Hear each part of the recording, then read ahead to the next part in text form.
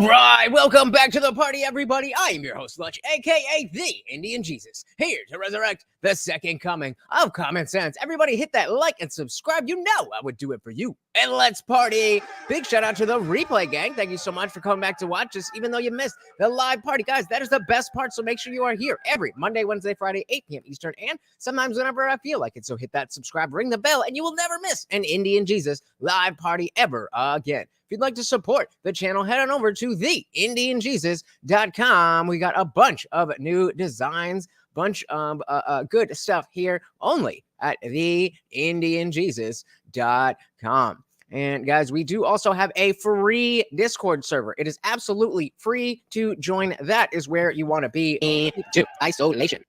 That is where you want to be hanging out with. What is going on? Hanging out with people like me and everybody that you see in the chat 24/7. We are in there hanging out, having a good time. And I don't know why this is doing the publications. There is clearly what is happening. The news stations. There's clearly a neocon movement.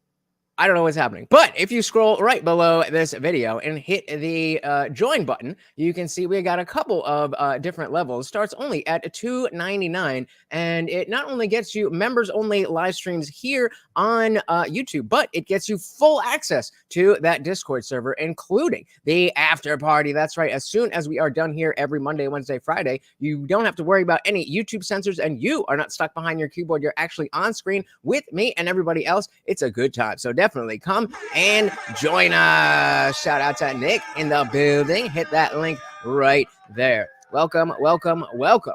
So this is going to be an interesting show in the sense that there's a lot of different topics that are hit on. And so we're gonna, we'll start at the beginning, and then I'm gonna let you guys decide where the conversation goes. So Calley and Casey Means. Both people who were very high up in, the food or medical industry, were on with Tucker Carlson to just, give the dark secrets of what's going on with the science. So as always, guys, if you cannot hear the video, please do let me know. We want to announce something big that we've been working on for months now. It's a documentary series called Art of the Surge. It's all behind-the-scene footage shot by an embedded team that has never before seen footage of what it's actually like to run for president if you're Donald Trump. They were there at the Butler Township assassination attempt, for example, and got footage that no one has ever seen before. I skipped over this. I didn't see this. And it's amazing. Become a member at tuckercarlson.com to see this series, Art of the Surge. Meantime, here's our latest episode with Calley and Casey Means.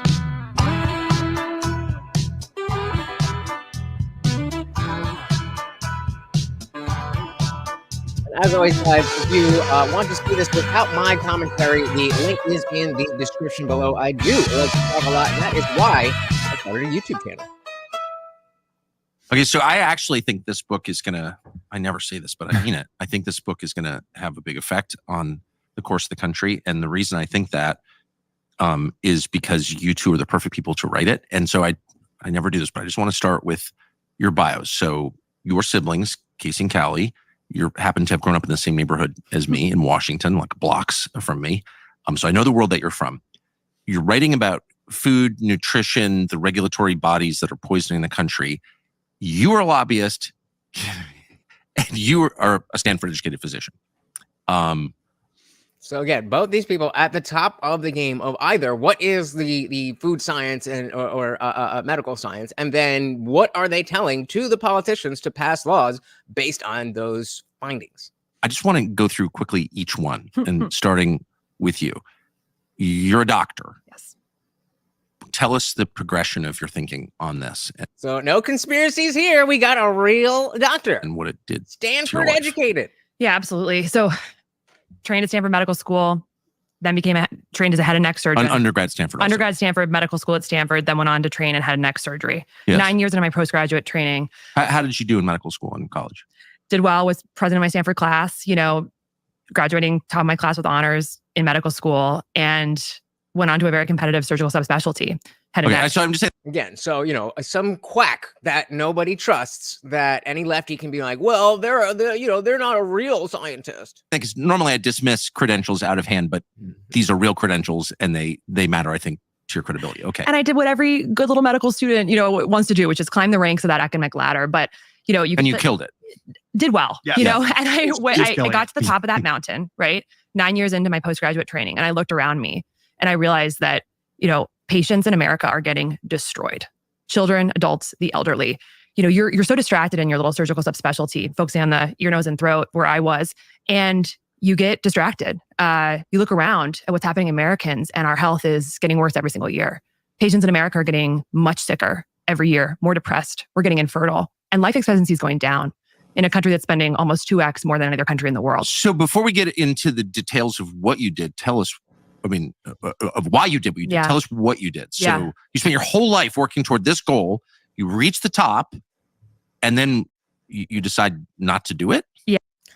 Nick said, I like Tucker when he was on Fox News, but I think he's at the top of his game now that he's independent. Yeah, I agree. And echoed by, I was just watching Kyle Kalinske say something about, I don't even remember. It was not even worth it. But basically saying the exact opposite, which means he's on the right track. Yeah. I'm in the operating room in my 5th year of my surgical residency, and I'm looking down at a patient in front of me who's on our 3rd revision sinus surgery. And, I know how to diagnose her. I know how to write the prescriptions. I know how to do the surgery. But what I kind of realized in that moment was like, I have no idea why this patient's actually sick. She has so many other health issues, prediabetes, arthritis. She's got some brain fog. She's got obesity, and she's got this sinus issue. And in my training, I was never, ever, ever taught to look at the whole patient, to look at how all these things are connected. And it's amazing. It's amazing how little medical doctors know about nutrition. It's amazing. And I was only taught how to, do the surgery and then bill for it. Mm-hmm. And I realized that there's a huge problem in how we're practicing medicine right now, which is we're ignoring the root causes of why Americans are sick. And we're profiting off of patients getting sick and then doing things to them. That's the way the business model of healthcare works. The way that healthcare, which is the largest and fastest growing industry in the United States, makes money is you have more patients in the system having more things done to them for longer periods of time. And when I kind of put some of these pieces together and realized that my training had totally essentially incapacitated me from really understanding why patients are sick and how to actually help them thrive, I actually had to walk away from the surgical world because I realized that I was going to be making money off of essentially not spending time helping patients understand their health. And Yep. Shout out to Zippy, the SM Lee in the building. Welcome to the party, sir. Always good to see you. She's just profiting off their illness. So 9 years into medical training at Stanford, you gave it up voluntarily. On my birthday, 30th birthday, I walked into the office of the chair of the department, and I put down the scalpel and I walked away. And I devoted my life to why are Americans getting sicker every year? Why are 50% of American children dealing with a chronic health issue? 50%? That's a lot. Wow. Shout out to Jack Talcott in the building. Welcome to the party. Good to see you.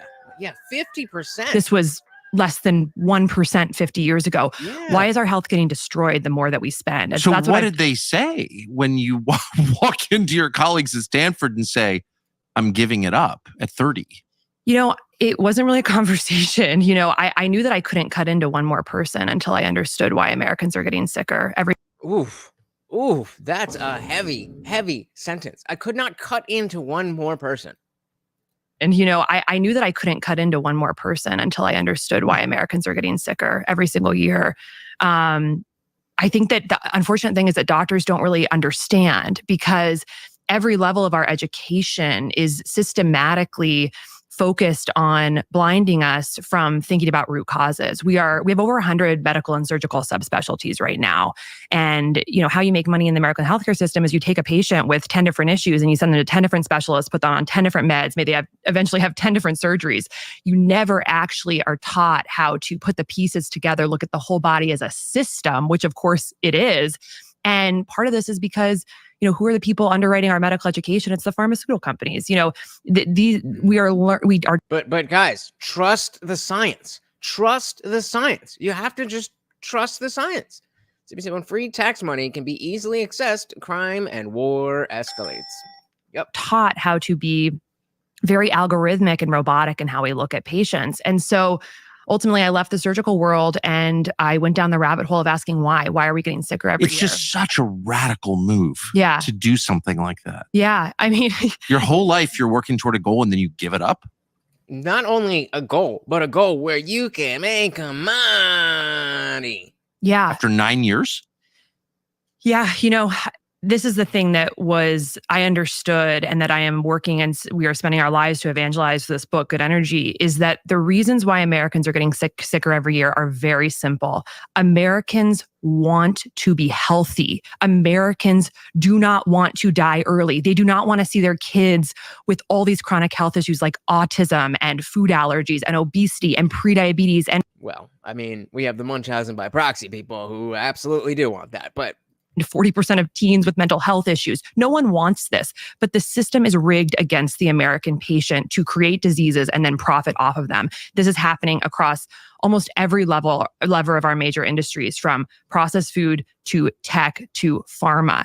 And so really what Americans need to understand is that these trends can stop immediately. We need to understand why we're sick, which is our primarily our toxic food system and the ways that systematically several industries are profiting off of our addiction and illness. And if we can understand that and create very simple top-down and bottom-up strategies to address it, Americans will become rapidly healthier.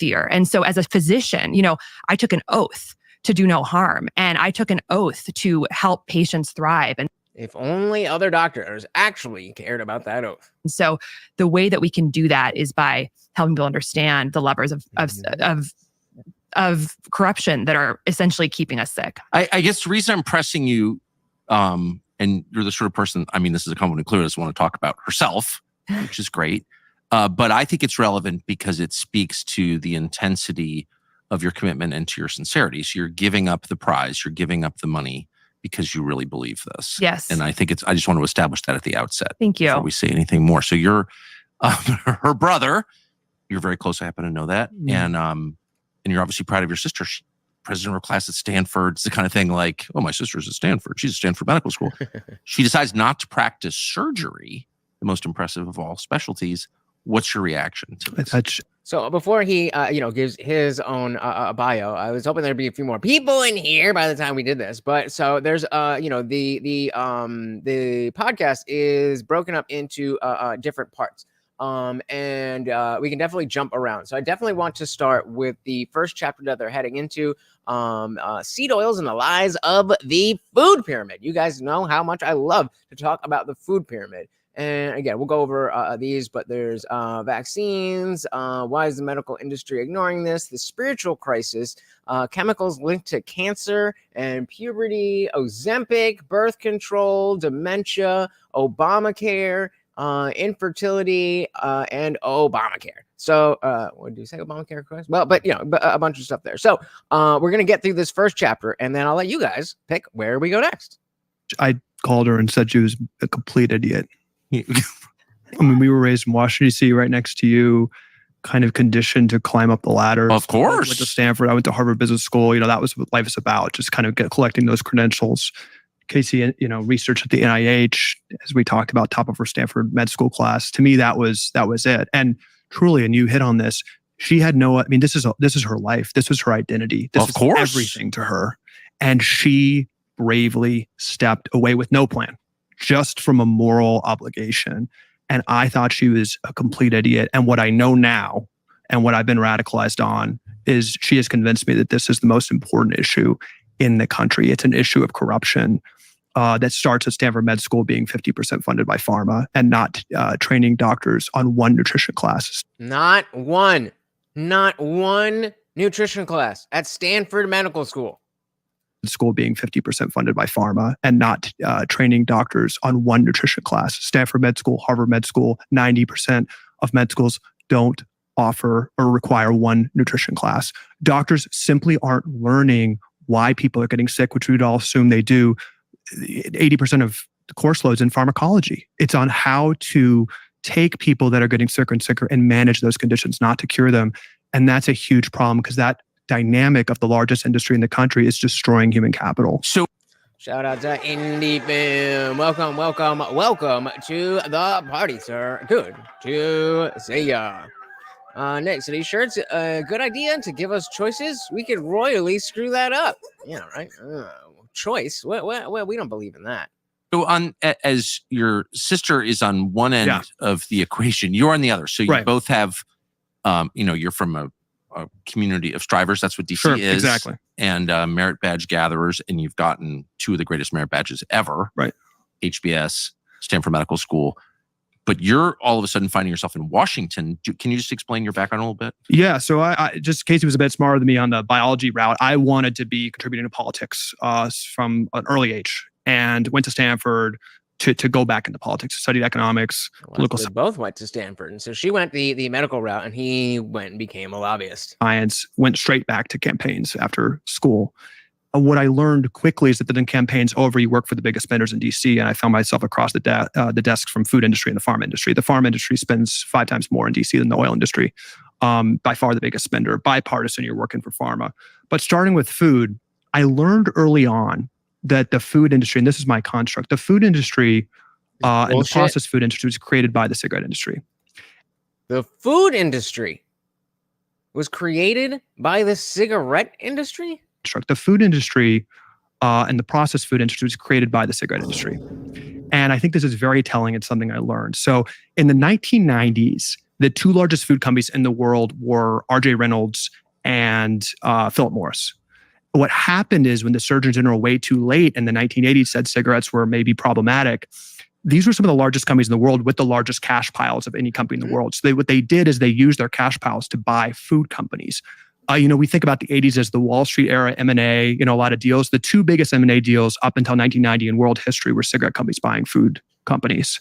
So you had in the 90s, these 2 cigarette companies very strategically do 2 things. They shifted their thousands of scientists who were experts at making cigarettes addictive to the food department.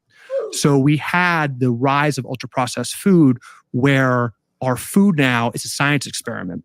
The second thing they did is they shifted their lobbying. So the cigarette industry, of course, was the biggest, lobbying spenders and had a good playbook. They shifted their playbook on lobbying and rigging institutions of trust to food. So they created the food pyramid.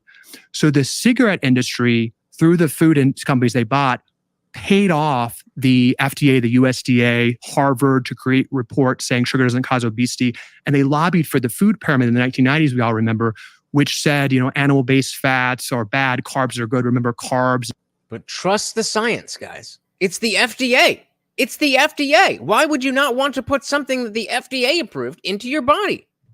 Shout out to John. Welcome to the party. Good to see ya. As we all remember, which said, animal-based fats are bad, carbs are good. Remember, carbs and sugar were basically the base of the pyramid. So the American diet, because of that, because we trust our medical institutions, which they know. Yeah, we trust the science. We shifted our diet significantly to ultra-processed food. It was very intentional, the food pyramid. That was a ultra-processed food marketing document that carbs were fine, sugar was fine. And that shifted, and you look at dietary patterns. Today, a child diet is 70% ultra-processed food. Now, what does that mean, right? 70%. Those are literally foods invented by the cigarette industry to addict kids. Obviously we've got sugar, but there's thousands of different ingredients and science concoctions that scientists work in a lab to make it more palatable, to make it more addictive. So food consumption, calorie consumption has skyrocketed. And the byproduct of these toxic ingredients that the cigarette industry I watched and helped with this, bought off the USDA, bought off the FDA, is they wreak havoc among our cells. The foundation of our diet is ingredients that we aren't biologically made to eat, that didn't exist 100 years ago. And this seems like it's almost too basic to be like, wait, people don't know that, people aren't aware of this, but it's like the propaganda is so strong that you're just trained not to think about it. You're just trained not to think about it. Shout out to T1000. Welcome to the party. So don't trust the science, trust the heir to the Swanson fortune. There you go. Welcome. So you said sweating gets...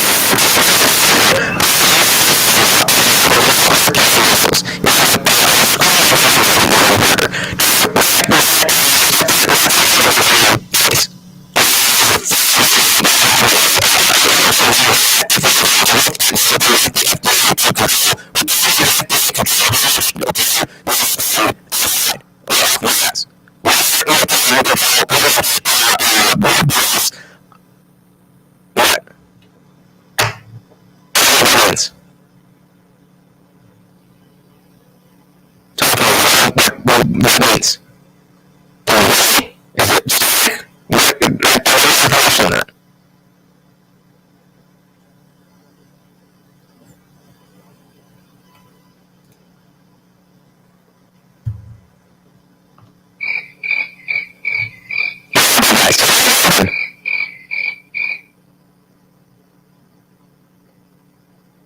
Sick. There we go. Thank you.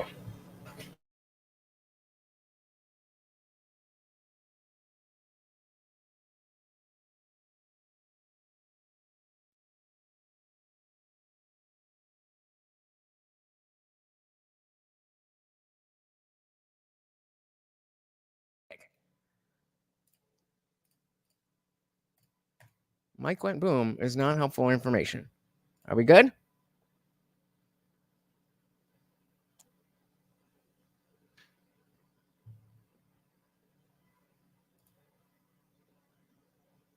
Thank you. All right, I'm again. Diet is ingredients that we aren't biologically made to eat that didn't exist 100 years ago. The foundation of our diet is three things when you look at any label. It's added sugar, processed sugar, which basically didn't exist 100 years ago. It's just from natural sources. Ultra-processed grains, which were invented 100 years ago. The processing takes the fiber off. They're basically hidden sugars, devoid of nutritional value. And seed oils. Seed oils are the top source of American calories. And this is actually seed oil. The top source of American soybean calories. oil, canola oil.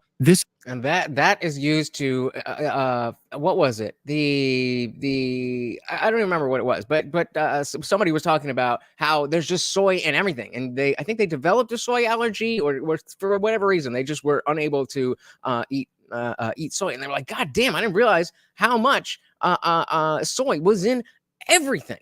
And yeah, seed oils, not good. Shout out to Sizemore and King Nirvana in the building. Welcome, welcome, welcome to the party.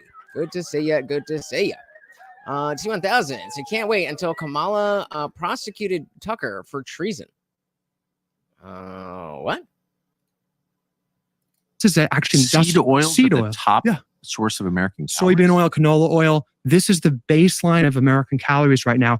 And these seed oils were actually created by John D. Rockefeller as a byproduct of oil production. It's basically engine lubricant.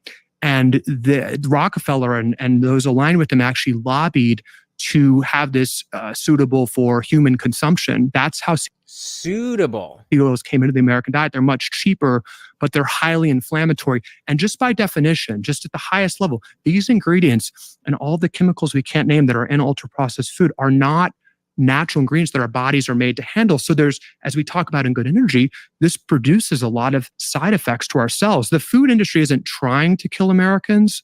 They're trying to make food cheap and addictive.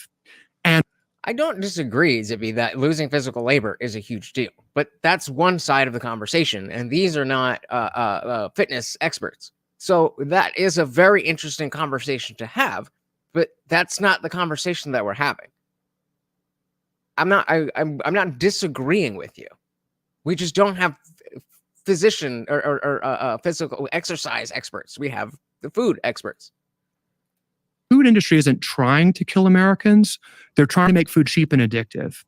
And what I learned, in the morning meeting with the food companies, trying to lobby and influence the USDA, being the lifeblood of nutrition research, paying off. Nutrition research at Harvard and Stanford as a junior employee, shocked by that. So you saw that? Oh, my first week, First week. They ain't even trying to hide it. Shout out to our boy, Funk Master General, coming in hot, as always, with a $10 super chat. And of course, every donation comes with a treat for Morty. Thank you so very, very much, sir. And of course, that makes you the new sponsor of the stream. Thank you. And welcome to the party, sir. Church paying off, nutrition research at Harvard and Stanford as a junior employee, shocked by that. So you saw that? Oh, my first week, as working for these industries, it was a list of top professors. And the food industry pays 11 times more for foundational nutrition research than the NIH. You go to any nutrition school in the country, the lifeblood of their school, they'll proudly admit this is from the processed food industry. In the past 2 years, there's been 50,000 peer-reviewed research studies on nutrition. We're the only animal that has peer-reviewed nutrition studies, and we're the only animals that are systematically obese, diabetic, and being crippled by metabolic dysfunction. That's a really good point. That's a really good point. How come we've got these giant brains and we can work together and do all these studies and replicate all this stuff, and we're getting fatter and more unhealthy? How does that make sense? How does that make sense? T1000 said this health advice brought to you by the sign that inject bleach and eat horse paste because Joe Rogan said so. Oh, we got one of those. We got one of those. Oh, it's so adorable. So this is an actual real doctor who is a real lobbyist who are not or a former lobbyist rather, who are not paid to or no longer paid to just tell you what you want to hear. So maybe, just maybe, the Stanford-educated people know a little bit better than you do. Zippy says food experts who found a good grift. I remain skeptical, but I guess it's like anything else. Death by 1,000 different things. Microplastics, food, exercise, drugs, microwaves. I don't know about microwaves, but we'll yeah, one of them. The only animals that are systematically obese, diabetic, and being crippled by metabolic dysfunction. We're born with an innate sense of knowing what's right for us. The problem very strategically, and this is well known among the industry, is that ultra-processed food does, because they're able to do this science experiment with our food, it hijacks our biology, it hijacks our satiety signals. High fructose corn syrup, fructose, it makes us want to eat more. Because in the wild, when you see a bunch of fruit out there, you're well advised to eat it, historically. We've basically rigged our biology to hijack our signals that, make us satiated. So that's what ultra-processed food does. So that's the food industry, okay? The food industry actually, with their own set interests, want to make food addictive and cheaper. It kind of makes sense. The criminal devil's bargain is that it's highly tied to the healthcare industry. And as Casey said, the fastest growing industry in America right now isn't AI. It's not tech, it's healthcare. It's the largest and fastest growing industry. And just as a statement of economic fact, the best thing for that industry is a child getting sick. The best thing for the industry is a child getting sick. Shout out to Guam Tech. Welcome to the party. In a mood today, taking this shit seriously. I think we all should. We all should. But sadly, some of the people on top think that it's all a game to get money. The best thing for that industry is a child getting sick. When a child gets sick, or any American gets sick with a chronic condition, with diabetes, obesity, kidney disease, heart disease, whatever, they go on a lifetime medication. They go on the metformin, they go on the statin, they have lifetime treatments, and they keep racking up more comorbidities. If you're diabetic, you have an average of 4 other comorbidities. So you keep racking up, but you don't die, you just suffer. You inevitably get infertility, depression. You start racking them up. So that's very good for the medical system to have these chronic conditions that need to be managed. Just from a pure economic standpoint, that's how the system's set up. That's all happening largely because the best thing for that industry is for a child to become trans. If they can't do that, then just make them fat and unhealthy. So any way to keep them as permanent customers. Economic standpoint, that's how the system's set up. That's all happening largely because of our food system and other metabolic habits we can talk about, but largely because of our rise of ultra-processed food that's really hacking our cells and really hijacking our cells. The criminal part, the devil's bargain, is that the healthcare system, you'd expect to be speaking out about why we're getting so sick, but they're not only silent on the reasons, they're not only trained Casey the first day of Stanford Med School that we're basically taking it as a given that people are lazy and going to get sick, we're just going to profit from treating them. They're silent on that. They're actually complicit. Working for Coke, I helped steer money to the American... Coca-Cola. Yeah, working for Coca-Cola, they actually pay money to the American Diabetes Association. They actually pay money to the American Academy of Pediatrics. If there's one thing the American Diabetes Association, which sets the standard of care for diabetes management, should be doing, they should be saying, we're not going to accept money from Coke, which is diabetes water. They accept money from Coke. So there's that's like it's just this one. And yeah, he's bringing up the chicken. It's one big circle of creating the problem and selling the solution. Creating the problem and selling the solution. We're not going to accept money from Coke, which is diabetes water. They accept money from Coke. So there's that's like Tyson Chicken subsidizing PETA. Right. You know, it doesn't kind of Doesn't make any sense. It doesn't make sense. Okay, so okay, thank you. So you work for Coca-Cola, you were at Stanford Medical School, and both of you have converged on what I think is a kind of evangelism. I say that as a compliment. And this book is the result of that. So before they go on, like I said, you guys are going to choose where we go next. So but just let me know in the chat, since we have our running poll, the other chapters here, we can jump around. They've got vaccines for newborns. Why? Well, so we'll do vaccines for newborns, chemicals linked to cancer and early puberty, Ozempic, the birth control pill, dementia, Obamacare, and infertility, and Michelle Obama's weaponization of sugar in schools. Let me know which one you would like to jump to when we finish this chapter. King Nirvana said, I watch in awe as I still consider whipping out the cookies and cream ice cream that won't leave me alone. I think a little bit of ice cream is okay.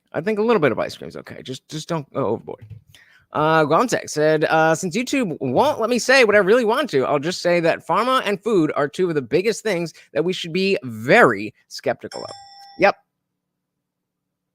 But, I mean, you know, if somebody who sounds like this tells you to do something, you should absolutely do it blindly, okay? Because Senator Paul doesn't know what he's talking about. What can you just give us the baseline condition of health in the United States?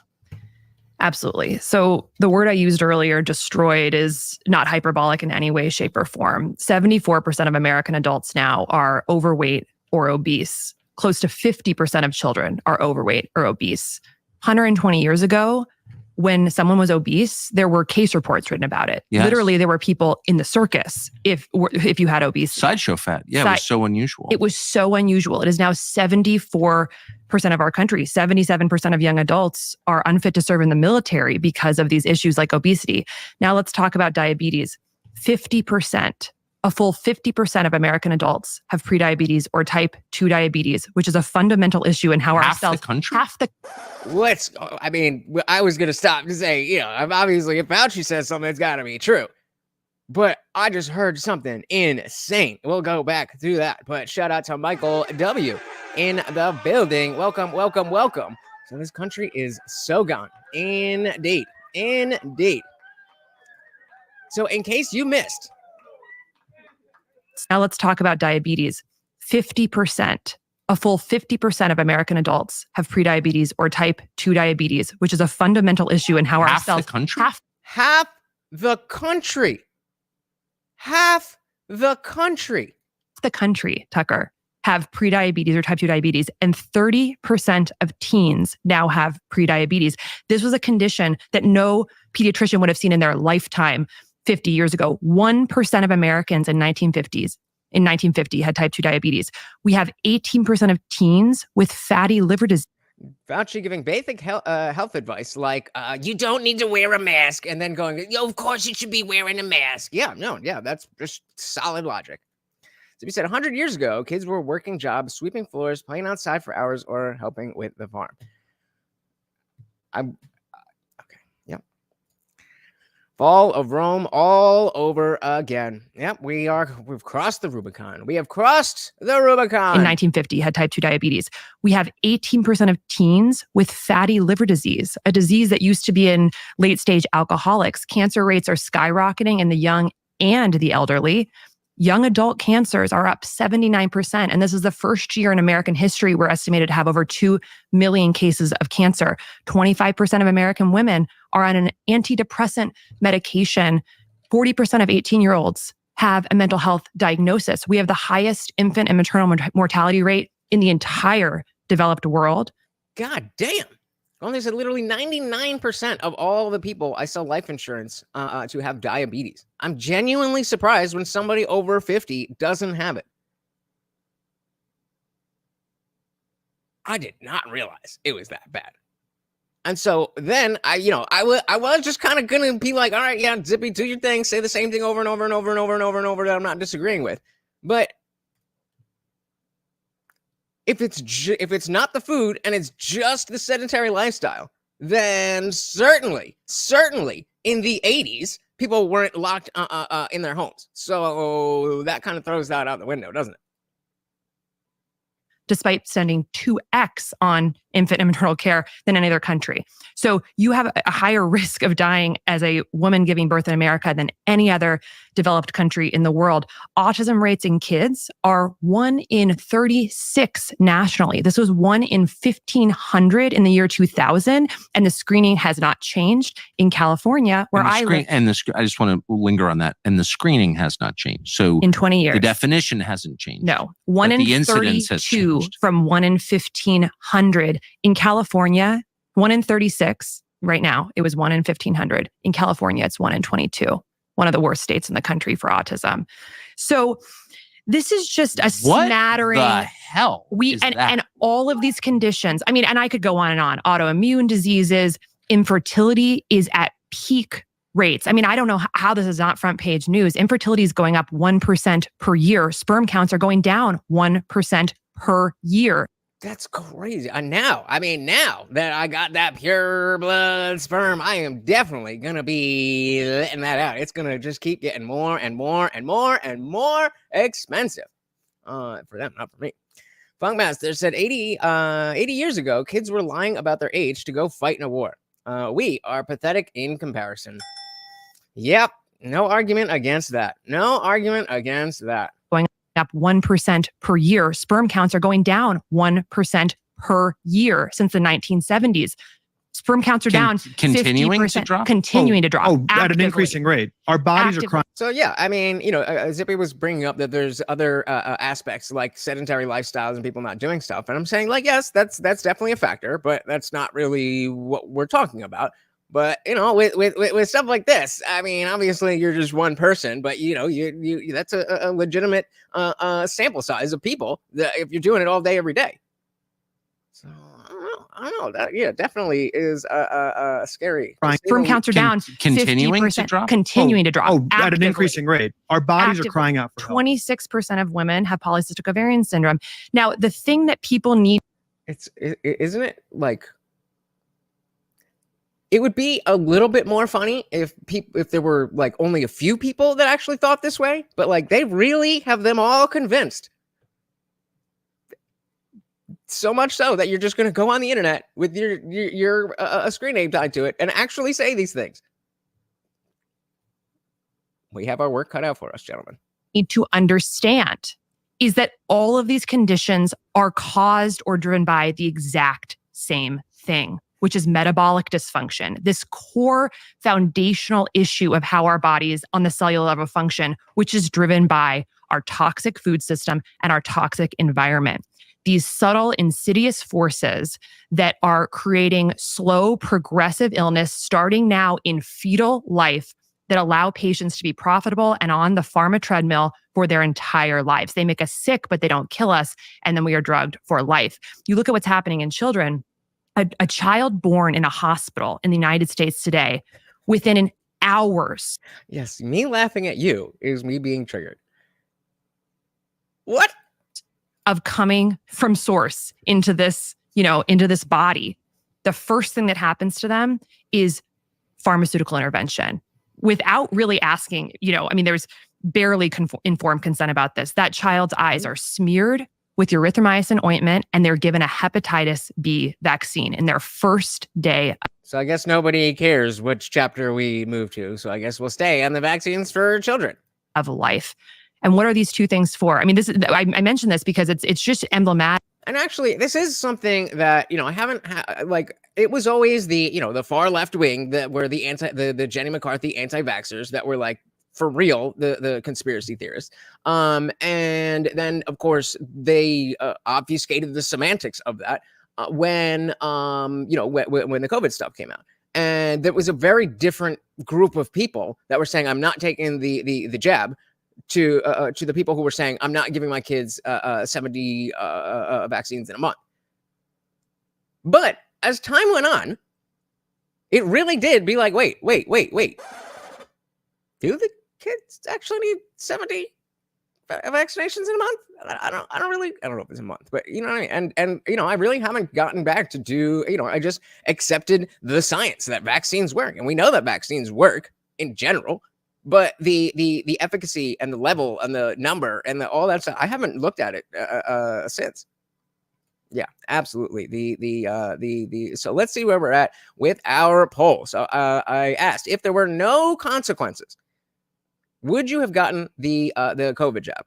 And so we have yes or no, but yes or no if you did, if you already did get at least one shot, or yes or no if you did not get any of the shots. So there is one person here who got at least one shot, who would have gotten the vaccine anyway.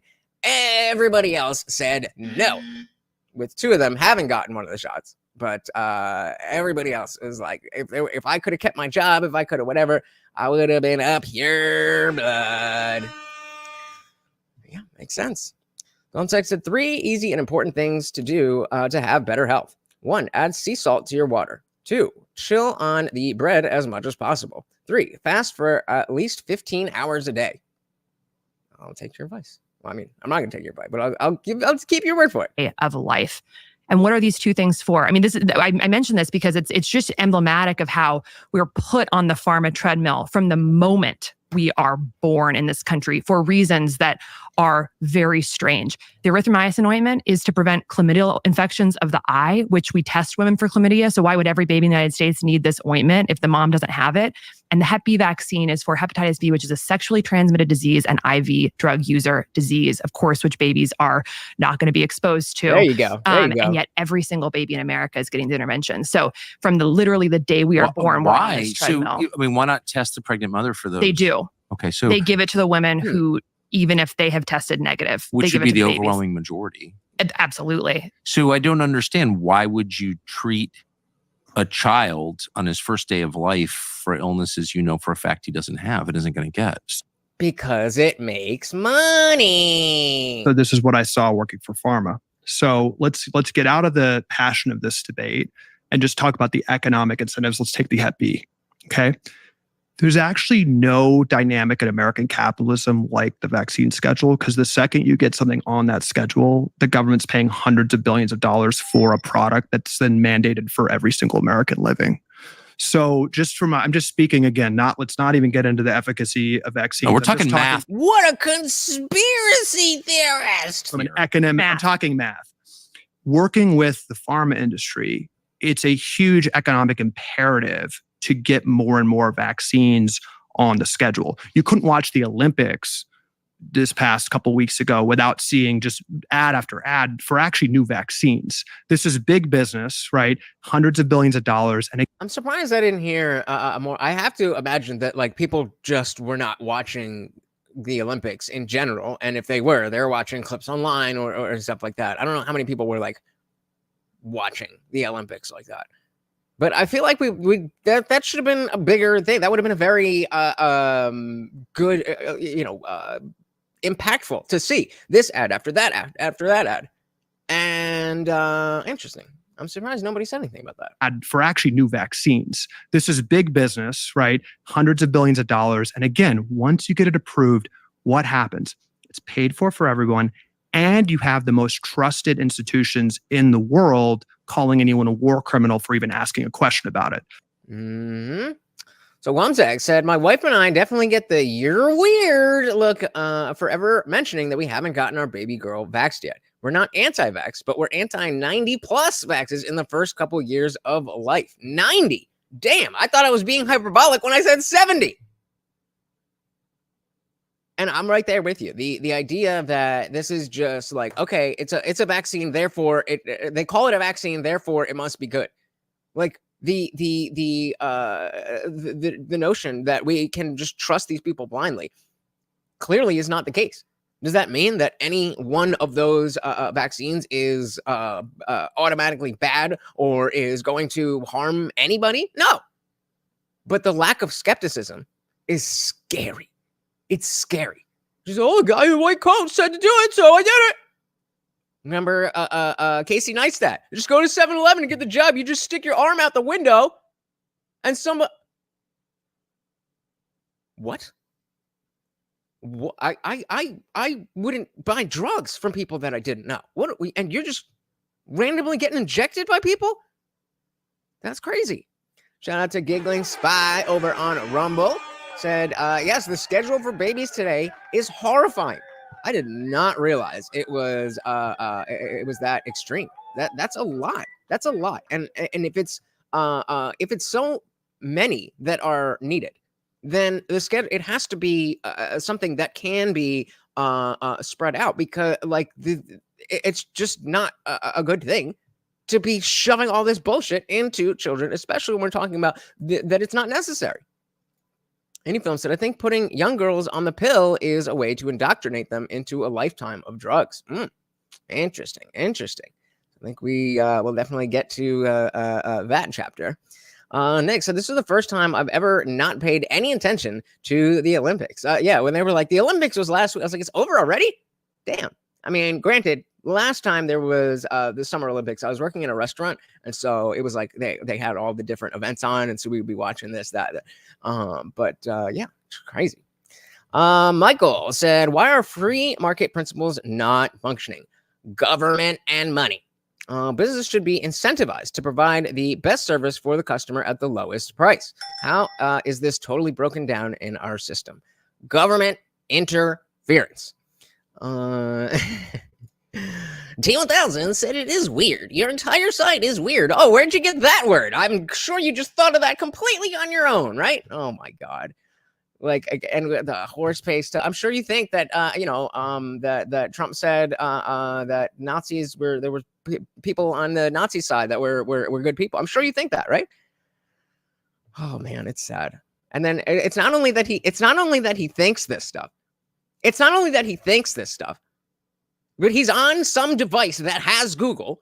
And instead of being like, before I go into enemy territory, before I go into somebody who doesn't have the same views as I do and say things, let me just double check to make sure that they're actually true. Let me make sure that ivermectin isn't one of the most prescribed human medicines of all time. Let me make sure that the hillbilly elegy page wasn't a fake. Just doesn't even think about it. Doesn't even think about it. Let me just make sure. Maybe something came out in the last week. 2 years.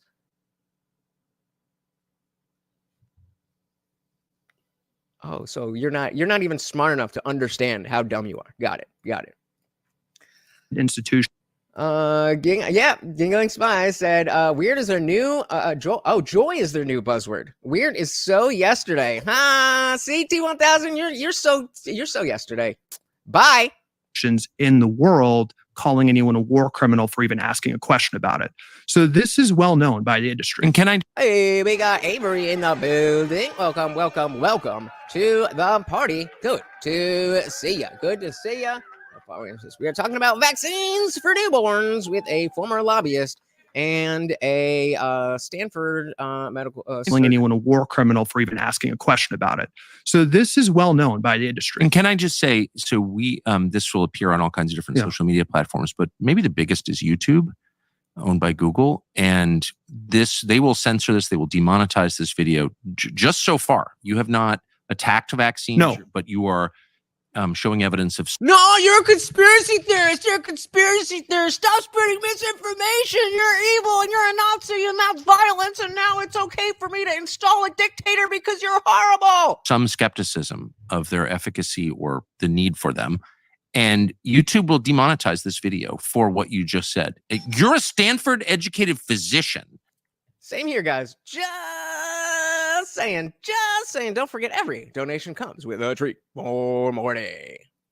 Demonetize this video for what you just said. You're a Stanford-educated physician, but YouTube has decided you're not allowed to say this. And I think this is such an important conversation because I'd ask everyone listening if they can still listen to this. See, yeah, he's too dumb. He didn't realize that's you. That was my impression of you. He's too dumb to see how dumb he is. Oh man, we got a good one tonight. All right, I don't even care about this shit anymore. Let's just have fun with this dumbass. is why is the media, by the way, YouTube and the media are heavily funded by Pharma. Pharma is the number one funder of mainstream news media and one of the largest funders, just demonstrably, just factually. It's just a fact for YouTube ads. You can't watch a YouTube video without seeing Pharma ads. So just like they're funding and have a direct line, as we talked about this last time, working for these industries. We paid tech companies, we paid media companies, not even to influence consumers, but to have a direct line to them. I don't know why, when he first said that tech was such a big part of this, why I didn't put together how direct the line of propaganda is from the government, from the lobbies, straight into the people's faces. It's as it says on screen, a direct line. And so obviously I knew that, but when he brought that up with the Big Pharma, Big Food, and Big Tech, it seemed like one of these things is not like the other, but it obviously is. Tech companies, we paid media companies, not even to influence consumers, but to have a direct line to them. It's part of the public affairs strategy, right? We know that if we can fund a large part of YouTube's ad budget, we have a direct line of communication to. Yes, I'm so angry. You're so smart that I just can't deal with it. And I gotta end the show because you're just too smart, and your talking points that you got from CNN are just too hard for me to deal with. And I just can't deal with it. To those companies. And then we have studies from Harvard that we've paid for too, saying that it's another screenshot. Oh my God. Let's screenshot this. I cannot wait. We have a sailor talking about how, I'm just talking shit about Kamala being a but now we got two in one day. I love these screenshots. I cannot wait. It's not even about you. Like you are literally nobody, but just the collection of morons who think they know things, and then they say things that obviously will not come true. I cannot wait. Fund a large part of YouTube's ad budget, we have a direct line of communication to those companies. And then we have studies from Harvard that we've paid for too, saying that it's anti-science to say anything that questions our products, which we can jam down the throats of the people that we now have a direct line of communication right. to. So the direct line is not to consumers. That's of lesser concern. The direct line is to the media companies, so you can affect censorship. I thought that's not at all what he just said. I thought the direct line was the direct line to the consumer to then create the demand for whatever product it is. I was going to say old, but the legacy model is just ads. The direct line, I would think, is a new version of not just commercials, but like being able to specifically get into somebody's algorithm and tell them you need Ozempic for this, that, and the other. In the throats of the people that we now have a direct line of communication. Right. We have studies from Harvard that we've paid for too, saying that it's anti-science to say anything that questions our products, which we can jam down the throats of the people that we now have a direct line of communication to. Right. So I think he will push back and be like, no. It is actually the people that we have a direct line to. Yeah, we're not gonna be honest. You're one of those guys who went to Trump University and got scammed, right? Nope, I was actually never Trumper. But again, like I just said about Sailor, these people, like, your face is on their phone, and so they just think that they know everything about you. The parasocial relationship is so crazy. 2 seconds you've been here. 2 seconds and you think you know me. It's so weird. Get a life. Go somewhere you are wanted. What are you doing? Michael said, I actually learned a lot in Trump U. I mean, I bet you could. I mean, I wouldn't pay for it, but the questions are. I'm sure you're going to learn more than you do at Berkeley with the anti-Jew encampments, right? Products, which we can jam down the throats of the people that we now have a direct line of communication right. to. So the direct line is not to consumers. That's of lesser concern. The direct line is to the media companies, so you can affect censorship. Right. Just as an economic fact, 80% of NIH grants have a conflict of interest. There's very little conflict of interest rules for academic studies. So the game is clear. You fund the... What do you mean? You're still here talking on my page. You realize I have the ability to ban you or mute you, and I have chosen not to do that because free speech. academic studies, and you have the seal of Harvard, the seal of the NIH, saying that these products, these pharmaceutical products are perfect. And then you use those studies to influence the tech companies and the media companies that you've also paid and have a direct line of communication that there's misinformation. Let's get back to Hep B, but I just want to make one macro point.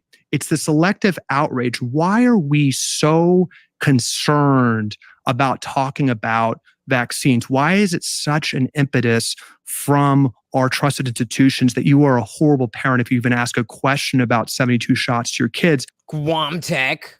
And why isn't there that level of urgency around childhood nutrition? Ooh. So somebody who feeds McDonald's and Cheetos to their kid morning, noon, and night is going to look at a parent like Guam Tech and say, you're a bad parent. What? Make it make sense. Of course not. Or childhood chronic disease.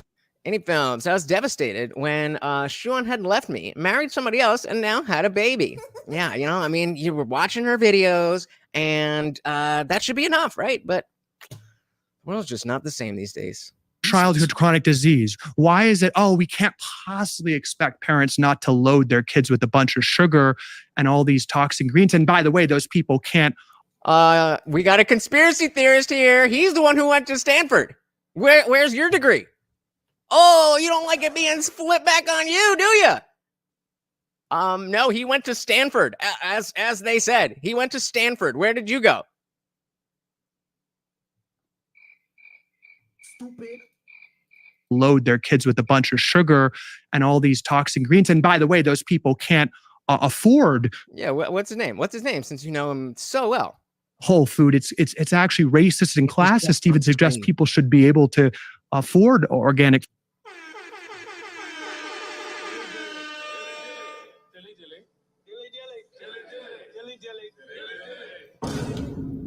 The mic drop moment from our boy.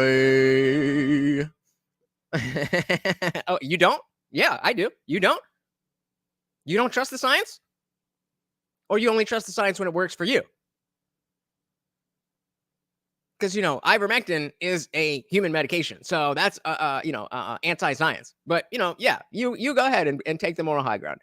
Oh, my God. And yeah, you know what? I need a refill. We're gonna double dilly. We need a double dilly for this dumbass. Double dilly for a double dumbass. Double dumbass. What a fucking loser. And he's probably I was gonna say something that would have lowered my credibility. I was probably right, but we have to pick our battles and make sure we're smart about things, right? If you know what I'm talking about, then hit up the after party. One more dilly. One more dilly.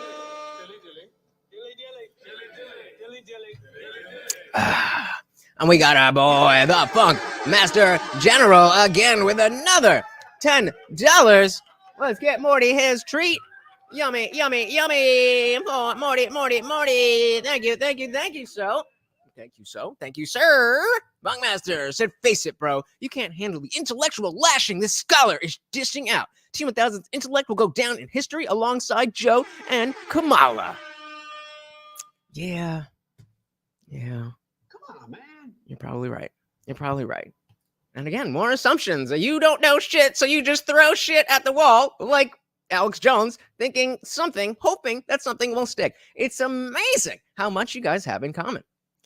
Moving on. And all these toxic ingredients. And by the way, those people can't afford whole food. It's actually racist and classist. Even suggests people should be able to afford organic food. We can't possibly expect parents, to have non-toxic food. But when it comes to pharmaceutical interventions, there's no price too high.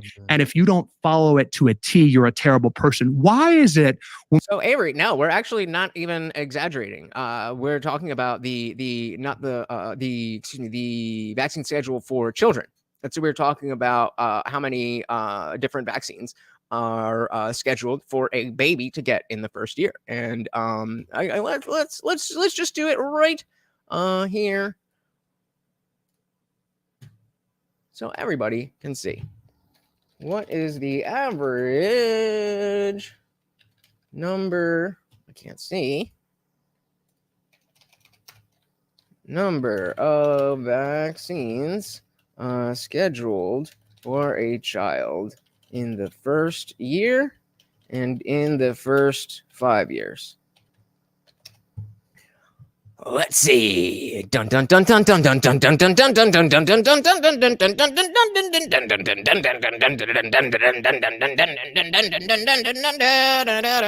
Oh, it's still going. It's still going. It's still going. Oh, it's still going. It's still going. It's still going. It's still going. It's still going.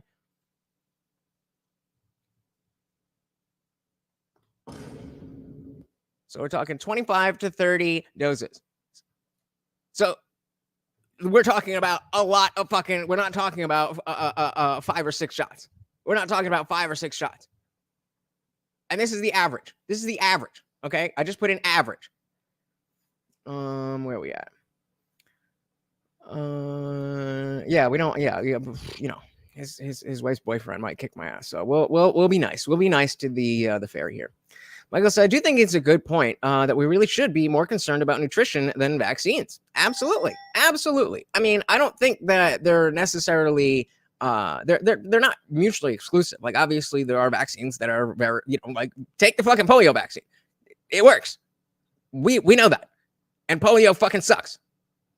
You're good. But, I mean, then, you know, if polio is gone, then why do we need the polio vaccine? I'm not saying there's not a good answer to that question, but like that's a question. And but the fact that again, not one single class, you can get a medical degree in hundreds of different subspecialties, and not one class on nutrition. Shout out to Liberty Twitcher. Welcome to the party. Said Ozempic is a good thing for people who won't otherwise lose weight. Well, they do have a chapter on that.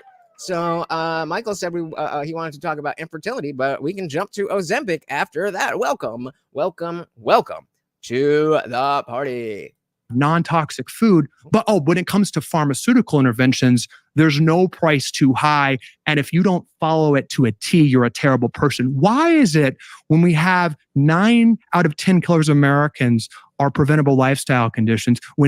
Shout out to Tijuana Border Jumper. Thank you so much, and welcome to the party. Nick said, I've seen more commercials already than ever before. What's up with that? Yeah, it's a good question. I really don't know. Obviously, weight loss drugs are not really something that I worry about. Liberty Twitcher said sugar. Yes, sugar is as bad, if not worse, for our health than tobacco was back in the day. And as much as that is true, what they were talking about earlier on was, things like seed oils and other stuff. That's even worse than sugar. That, sugar is bad in the amounts that we have, but sugar in and of itself is not super dangerous. Like if you have a normal amount of sugar, it's not likely to lead to diabetes. It's the amount of sugar that we have. And then, we were also saying before that, you take into account all these types of, the seed oils and other processed foods, and pair that with everybody just sitting around all day and not doing shit, and becomes one big ball of suck. Tijuana said, Big Pharma is a ripoff. I use natural remedies unless I really need an immune boost. Oh, right. I mean, I'm definitely a big believer in medical science. Don't get me wrong about that. But the idea behind science is to not trust science and to do science. Not to trust science, but to do science. Science is a thing that you are supposed to do. Michael said, I went and lived in Brazil for 2 years without dieting, and with very little exercise, I lost 60 pounds in a year. It's the food. And then in the film, also natural sugar is way different than manufactured sugar. Yeah, that white good, it's white because they bleach it. I wonder how, like, the raw sugar that they have, like in the brown packets, that's usually in every restaurant. I wonder how much better that is, if at all. I mean, I assume it would be, but because they say it's natural cane sugar, but yeah, because it's processed, and yeah, I wonder. Liberty Twitcher said the fact that most doctors won't tell you that type 2 diabetes is 1, avoidable, and 2, curable proves that regular doctors and regular healthcare is a joke. Yep. No, that it's the same shit. I mean, there's got to be some there's some level of processing that the white sugar has got to be worse. But it's probably I would believe that it's minimal, but I don't know. Glomtech said the best comeback for when someone tells you to trust the science is ask if they believe the scientists are the one running the vaccine and medical industry. Why is that? Because they love that shit. They'd be like, of course. We're the ones who are like, hey, yo, whoa. You reaching. Anyways, I think that it maybe dyed light brown rice is actually white rice. I think it's the other way around with okay, well, let's hit up. So let's go back.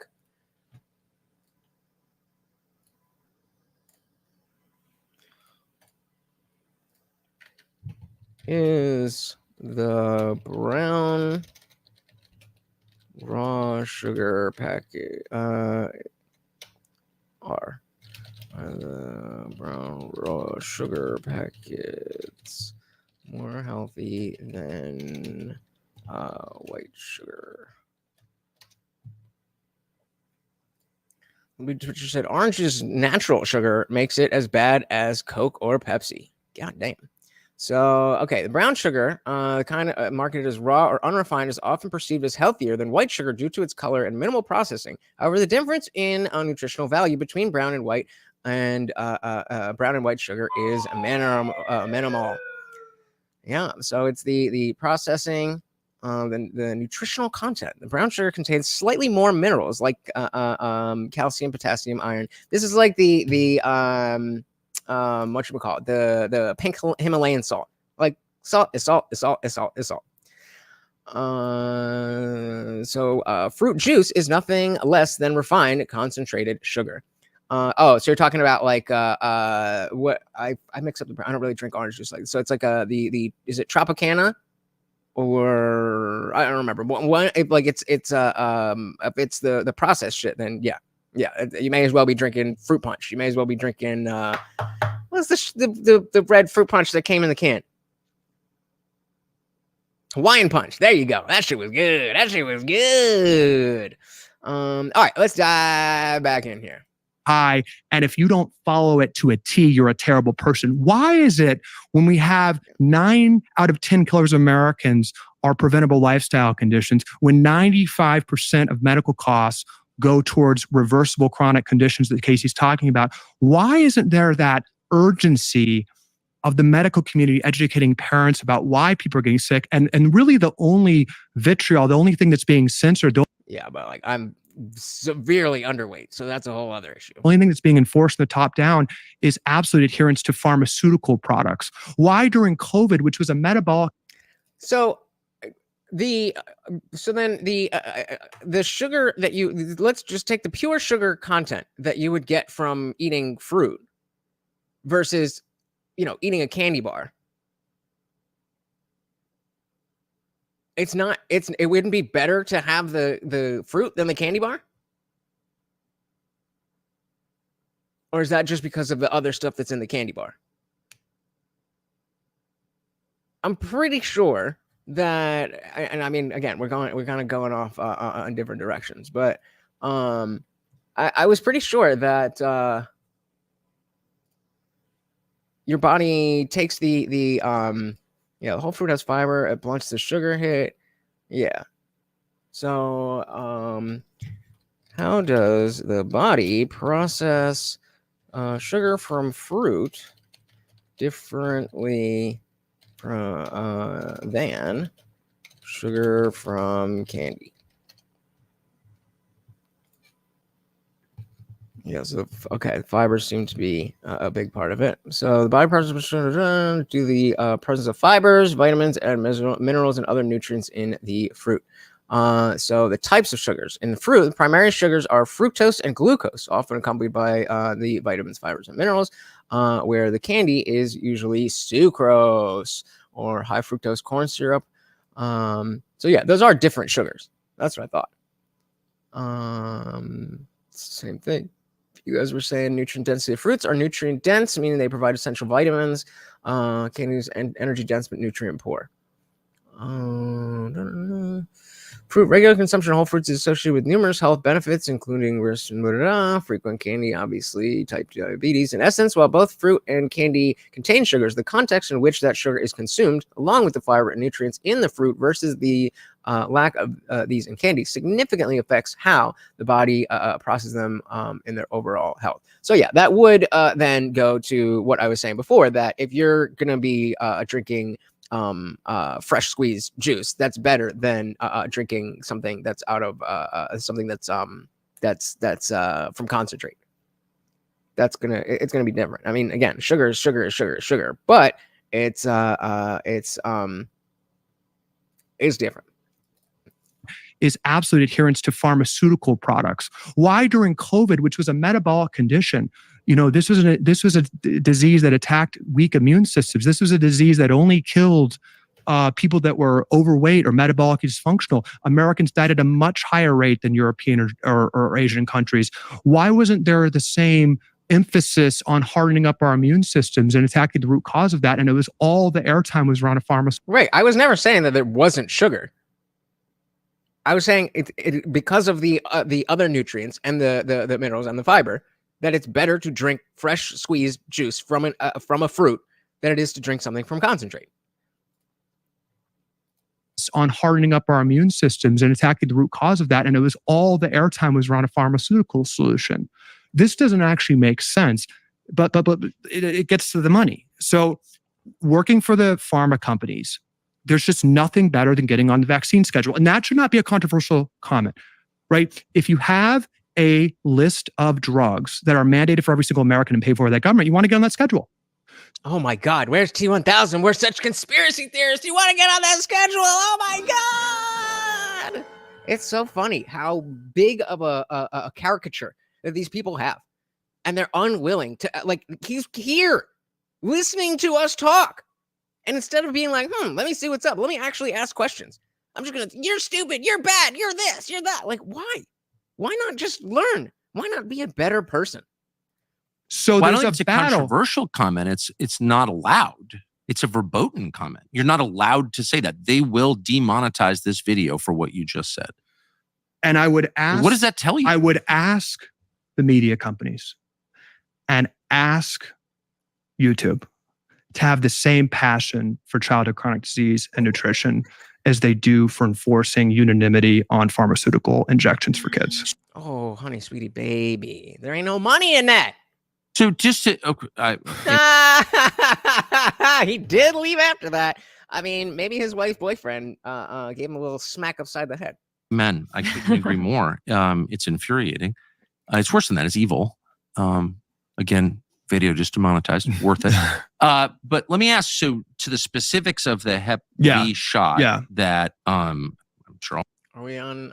Okay, so my 4 children had it. I didn't even know we had it. Got it. Yeah. So again, guys, you guys get to pick where we're going after which chapter we go to. So we're going to infertility next, but we have chemicals linked to cancer and early puberty.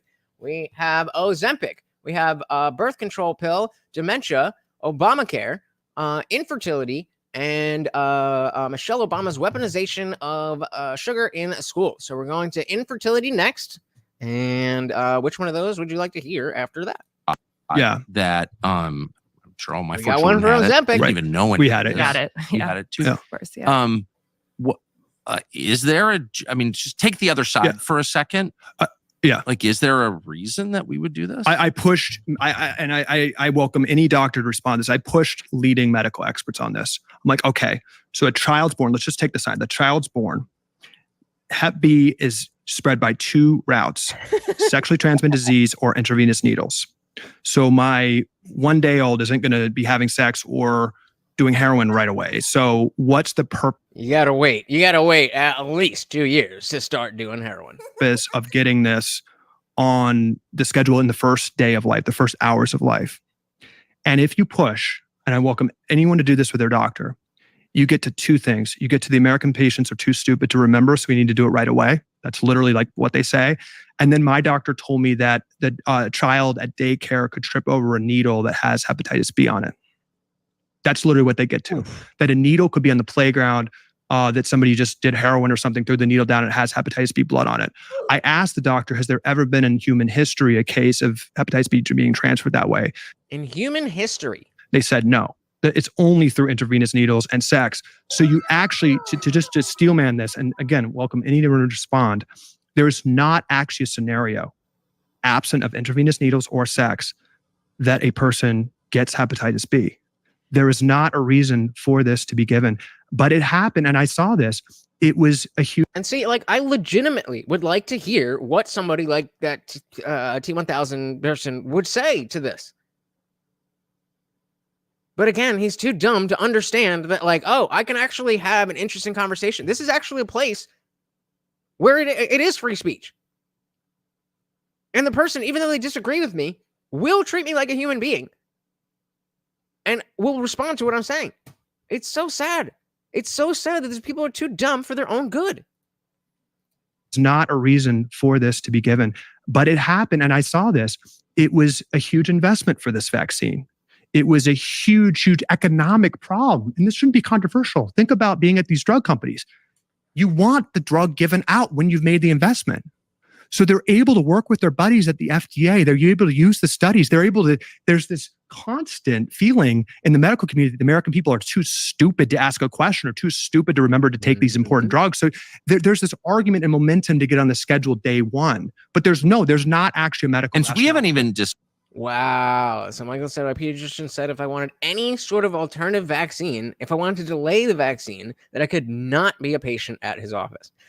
Now, this immediately makes me think, is this a doctor who is so ideologically driven that he's going to turn patients, aka money, away? Or is there somebody above him saying, hey, we have to do this many vaccines, otherwise it won't work? I don't know.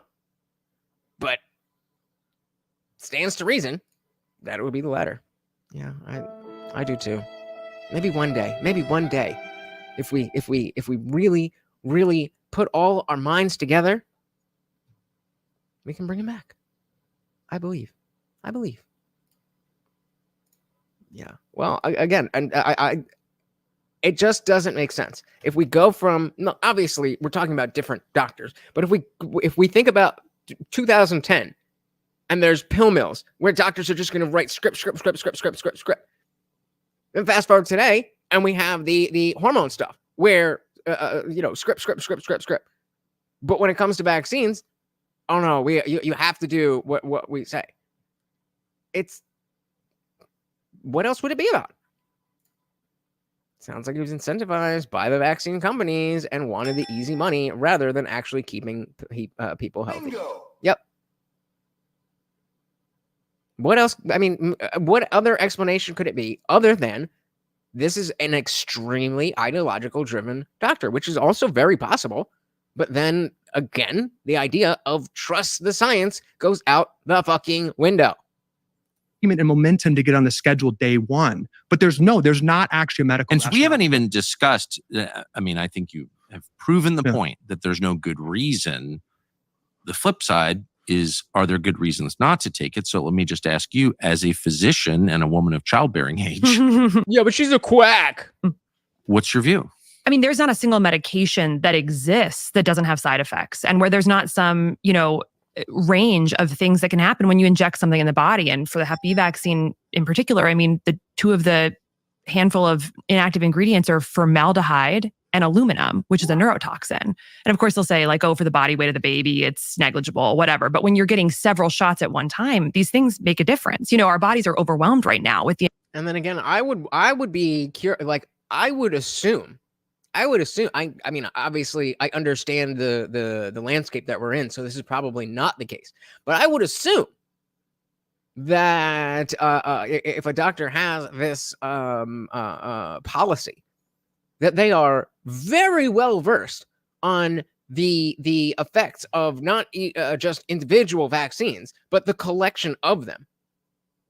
Because very quickly, the number of, so I think it said by 30, or what was it? Oh, God damn it. So it said in the first year, 16 to 20 doses, 16 to 20 different doses in the first year. That's like a lot.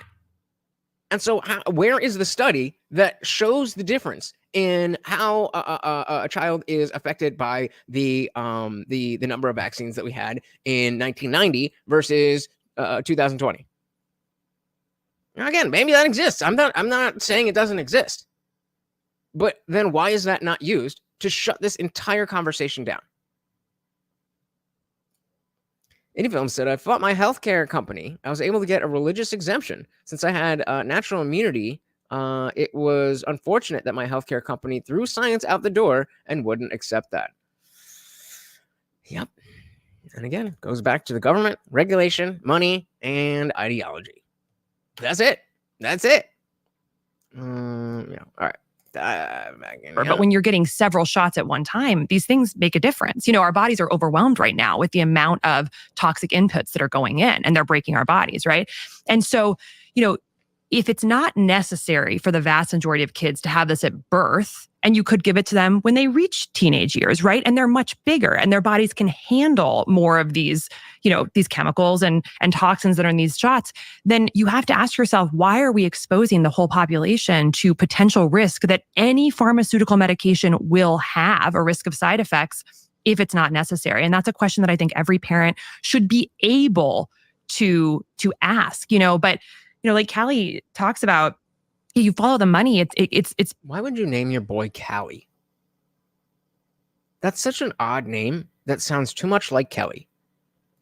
It's pretty sinister. I mean, you look at the American Academy of Pediatrics and who are their main funders? Mead Johnson, who makes formula, the company that makes influenza vaccines, Abbott Nutrition, which makes formula. These people are funding the organization that cherry picks the research to make our pediatric guidelines. Okay, so there's hundreds of thousands of papers that are published every year about the importance of nutrition and exercise and sleep and avoiding pesticides and avoiding plastics in our foods. Just tens of thousands of papers every single year. But what goes into the guidelines, which are created by professional organizations like the American Diabetes Association, the American Academy of Pediatrics, who have tons of courses and classes on nutrition, right? Oh, no, they don't. Oh, okay. Hey, shout out to the Funk Master General gifting 5 memberships. Gang to that. And of course, every donation comes with a treat for Morty. Guys, if you are gifted a membership, make sure you join the Discord. It is free to join anyway, but now that you are a member, you have full access, including the after party. As soon as we are done here, we are headed over there for an uncensored conversation that we don't have to worry about censors, and you are not stuck behind your keyboard. You're actually on screen with me and everybody else. You can come up if you want to. You don't have to. Either way, it is a good time. Come and join us. Thank you so very, very, very much, sir. Michael said, I think it's the same type of attitude that you saw when Biden said the patience of the vaccinated was wearing thin. I think it's someone saying, if you won't let me inject your kid, you are in danger. Yep. Context of the saddest thing is that all the people who got on our cases about not vaccinating our kid all constantly say how fast she's progressing and how healthy she looks. I wonder why. Yeah, welcome to YouTube. Created by professional organizations like the American Diabetes Association, the American Academy of Pediatrics, who are funded by things like processed food companies, pharmaceutical companies, and then, of course, in the case of the ADA, people like Coca-Cola and Cadbury. So, people will always say, Yeah, what? No, I need my Cadbury eggs. No, not Of course, in the case of Cadbury. the ADA, people like Coca-Cola and Cadbury. So, people will always say Cadbury, the the chocolate, chocolate bar company, maker? has Funded millions of funded dollars. millions for the American Diabetes Association. Oh, Cadbury. Oh my God. Oh man. We can't have anything nice. We just can't. So Come on. absolutely, this is just I basic. just want to say, because I don't want to ever sound judgy or pretend that I have good eating habits, because demonstrably I don't. They make great chocolate bars. Sure. They're awesome. But But they shouldn't be probably influencing our diabetes guidelines, right? I mean, is that real? You're sure that's Yeah. true? I am certain that is true. We could all. Anheuser-Busch Google shouldn't be funding, Alcoholics Anonymous. It's just like these companies should exist. But So- we follow this Cadbury. cult of evidence-based medicine, right? Which is that we follow the guidelines, but the guidelines cherry pick research from the canon of scientific literature that's out there, which is why when I was in medical school, there were just huge swaths of the science that I wasn't seeing. But so can I just ask you a very fundamental question? Why would we follow the guidelines rather than the outcomes? It's a great question. So you just said Great at question. 5 minutes ago, you were outlining this terrifying and sad and catastrophic series of stats describing the total collapse of public health in the United That's Thank you for hanging out, Michael. You have a good one. That's right. States. And so who cares what the guidelines are? Doesn't anyone just sort of zoom out for a second and be like, all these kids have diabetes, Yeah. which leads to dementia. Like this is not working. Right. Did no one say that? Well, that Yep. All right. So let's we were moving on to infertility, and then we had a vote for Ozempic. Let me know what you guys we have chemicals linked to cancer and early puberty, Ozempic, birth control pill, dementia, Obamacare, and Michelle Obama's weaponization of sugar in schools. You let me know what you want to do. adds to children to be ultra processed foods that we know are associated with chronic disease. And, and so there's other things I think that would be very high yield that are just very basic. So let me just give you one example that I think will be really relevant to people listening. Infertility is a huge issue. As Casey mentioned, PCOS, which is the leading cause of female infertility, 25%. Explain what that is. Yes. So very good question. So PCOS is the leading cause of female infertility. Anyone listening of childbearing age will know about this. It's an epidemic right now. It's gone up. It's multiples in the past generation. What does it stand for? polycystic ovarian syndrome. So cysts. Well, Well- let's get into it. So that question you just asked, I know OBGYNs from Harvard who could not answer that question. This is not an exaggeration. OBGYNs are not taught what the condition is. They're only taught what the intervention is. Okay, so let's always start. I know nothing about medicine Yeah. or science, but I do know about interviews. Always start with the dumb questions first. Good. Yeah. If you can't answer the Yeah. dumb questions, I don't Right. believe you. Anybody want a second Ozempic or Obamacare? So when a woman, and many women listening will have PCOS and across their OBGYN, they're put on a cascading set of interventions that are pharmaceutical. What, can you just tell me what it is? Yeah, it's insulin resistance.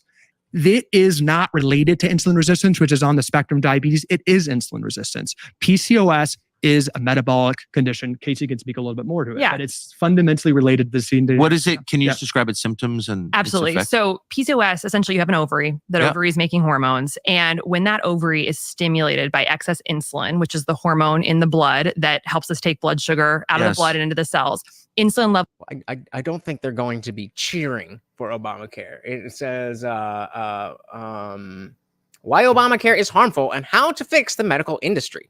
So they're definitely not going to be saying nice things about it. levels go up in the setting of metabolic dysfunction. We basically destroy our cells with our toxic food and lifestyle. The cells can no longer process sugar to energy. So the cell rejects sugar and it stays in the bloodstream. The body compensates by making more insulin to try and drive the sugar into the cell that's putting up a block because it's broken, essentially. That high insulin floats all around the body and does bad things all over the body, like drives cancer growth and also stimulates the ovary to make more testosterone. So you have women who are supposed to be making, estrogen and progesterone in very specific levels throughout the hormone cycle so that we can ovulate. So is that why all these bitches be super hyper masculine? I was thinking the exact same thing. She's like, so you have an ovary. I'm like, hey, yo. Nick said, Obamacare put my pain management specialist out of business. But it was such a good thing, right? That's what they say. And Phil said, I can fix the medical industry. Mandate that medical insurance can only cover catastrophic events. How are we defining catastrophic? What if you break your leg?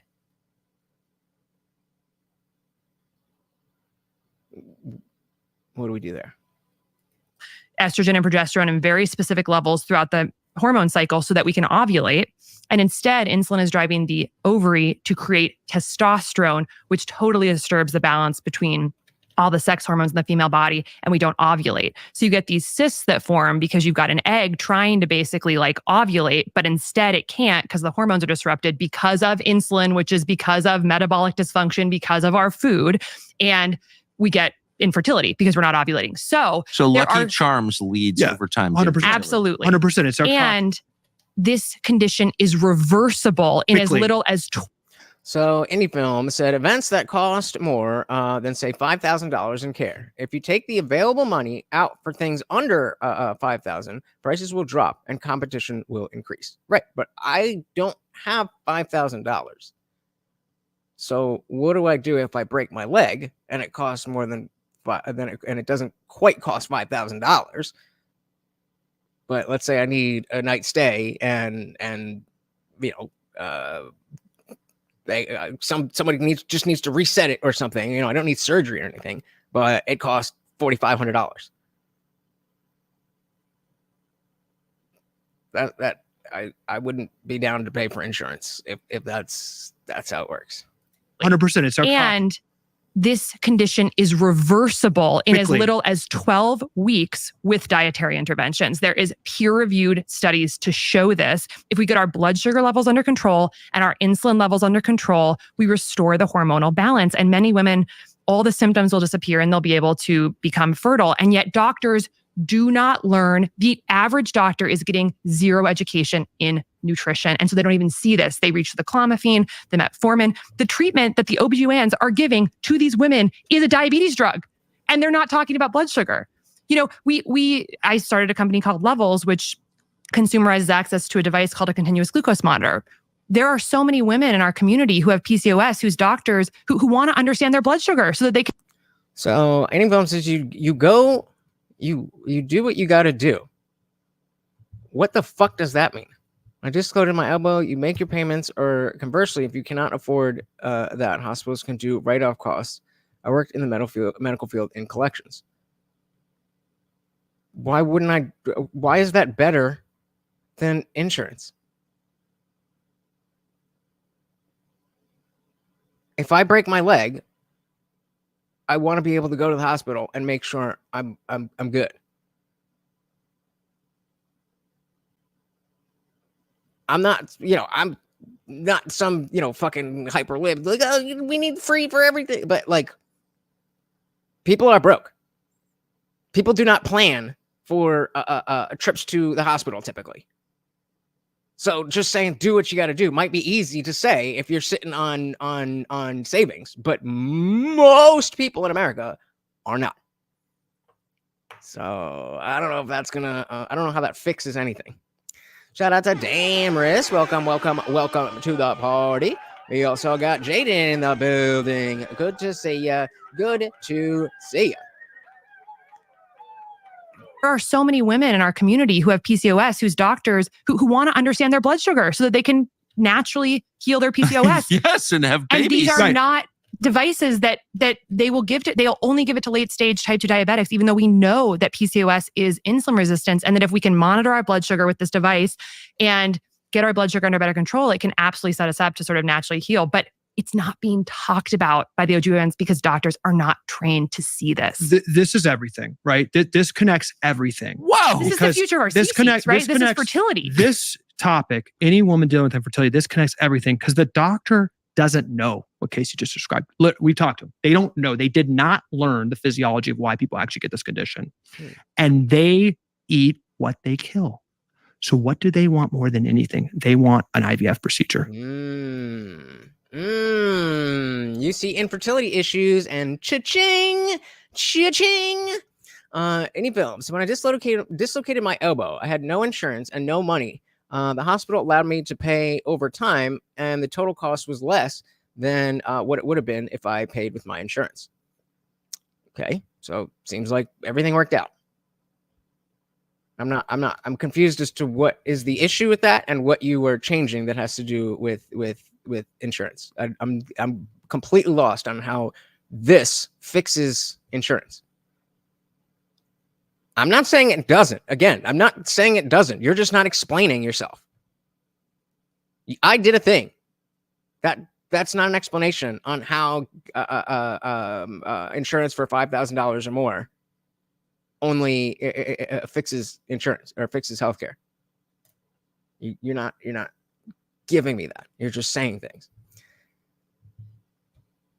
They want an invasive surgical procedure. IVF. Of course. I mean, assisted. How much does that cost you? What did you get done, and what did you have to what went into that, and how much, what was the bottom line? It's a gold mine. Okay. So now we're talking about so you're saying that if you don't have insurance, then the price could be lower, but they could already just make the prices lower. So again, I ask, what's different?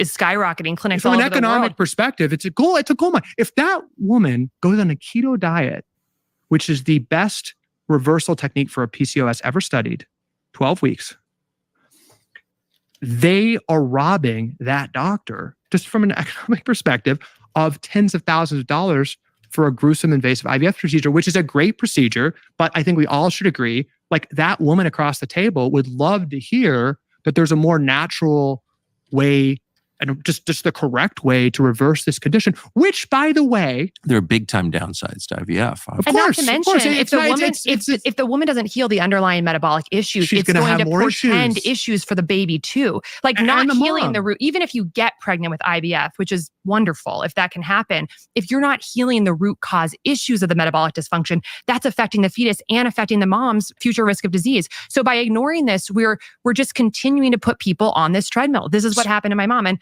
I just want to be super clear, like, the picture of doctors here is very negative. But, like, again, I just want to emphasize, like, doctors are not doing this nefariously. Like, there is just a systemic misunderstanding. And there are many doctors who are waking up and teaching themselves these types of things, but it is still very fringe and small. And their vacation houses are paid for by committing more interventions. They are it's highly easy for me to incentivized. judge them because I don't know them. Well, but I just want to refer you back to your own. All right, Mr. Gen X, we're not all that tough, okay? Some of us want medical care. Maybe that makes us soft. Gonseck said, if keto is a great treatment for reversing PCOS, I wonder if it could be a good treatment to reverse POS syndrome or PCOS syndrome. I'm not sure if this is a joke or if you meant to put the C in there. Try again. Any film. So the fact that everybody now has insurance means that every doctor visit, every emergency room, every prescribed pill is way overpriced because, one, the money is available, and two, the bureaucracy dictates it. So then, so keep going. Explain to me. Stop making me fill in this is your idea. I thought you were fixing it. Tell me the thing. Okay, one, money's available. Two, the bureaucracy dictates it. Okay, then. It's easy for me to judge them because I don't know them. Well, but I just want to refer you back to your own life and the decisions you made. Yeah. And I think that's going to be very hard for a lot of people. And you had advantages, as you've said. On the other hand, you're the only person I've ever met who's done that. And that's pretty discouraging. That's a pretty discouraging. There is a tribe. I will say it's happening. There is a tribe. It's coming from the bottom up. This is functional. I gotta say, guys, I am not super interested in the infertility of women. I mean, I get that it is an issue, but I'm gonna take the executive decision and move us to Ozempic. I mean, it's interesting, but like, okay, I get it. Yeah, they want IVF. Got it. Ozempic. Okay, so any film is saying that insurance involved make it not a free market, and thus free market forces do not dictate prices, right? Okay, and so then by having insurance at $5,000 or over, it's like pulling teeth here. Tell me the thing. You seem to be very sure about the thing. Just tell me the thing. Phone all day. It's neither good nor bad necessarily. It's just an economic fact. There's a huge incentive for that kid to be, their chronic stress to be just triggered nonstop on that phone. There's huge profit for a child to be addicted to ultra processed food and continuing to demand from their parents that food. There's huge incentive for a child to be sick and getting on the statins, which are doubled in prescription rates in high schools in the past 10 years, to get on the SSRIs that are now handed out like candy in high schools, to get on the metformin, to get on the Ozempic, which is now being recommended. They're pushing for 6 years old and up for if your child is overweight, lifetime prescription Ozempic. That's very profitable. So you have basically the free market at work. I think capitalism is the greatest invention in human history, but just looking agnostically at the incentives, it's as many pills as we can give that kid, as much we can keep that kid in fear, as much as we can keep that kid sick without dying right away. That's what's fueling the largest industries in the country. Yes, there's so many. This could go on 10 hours. Let's just stop with Ozempic really quick, because Ozempic, and you and I had a pretty remarkable conversation about Ozempic. And I wonder if this is going to be the 2020 versions of the opioid epidemic. I don't know, because it doesn't seem to be an intoxicant. Is that a word? It doesn't seem to be something like that. Although I don't know, there could be some euphoria that comes with it. But it does seem like it could. I don't know. I mean, I skimmed through a little bit of this, but let's see how many, like what ages, because I'm pretty sure like young people are using it. Really quick, because Ozempic, and you and I had a pretty remarkable conversation about Ozempic, and at the end of it, I thought, well, that's never going to be popular because that's kind of terrifying. I was wrong as usual, and now it is ubiquitous. Kids are taking it. College students are taking it. As a physician, what's your view of Ozempic? I think it's very dark. I think it's a stranglehold on the U.S. population, almost like solidifying this idea that there is a magic pill. I mean, literally, the book by Johann Ari is called Magic Pill. That is scary. So Gomtech said, look up Ozempic face. It is scary. And I did just that. So let's actually, this one is giving us, of course, Tiny. Why? Why do they always do this? Jesus fucking Christ. Okay, how does this how does it affect the face? I can't fucking read that. I can't fucking read that. How is that helpful to anybody? I want to actually see what the fuck we're like, what am I looking for? Because yeah, like there's weirdness, but like okay. Ozempic face is a term coined by cosmetic and celebrity dermatologist. Oh, Jesus fucking Christ. This term refers to the side effects caused during Ozempic, a diabetes medication used for weight loss. What is the thing though? Like, that's what I'm asking. So let's get one where we have. She already had so much plastic surgery though. Let's do.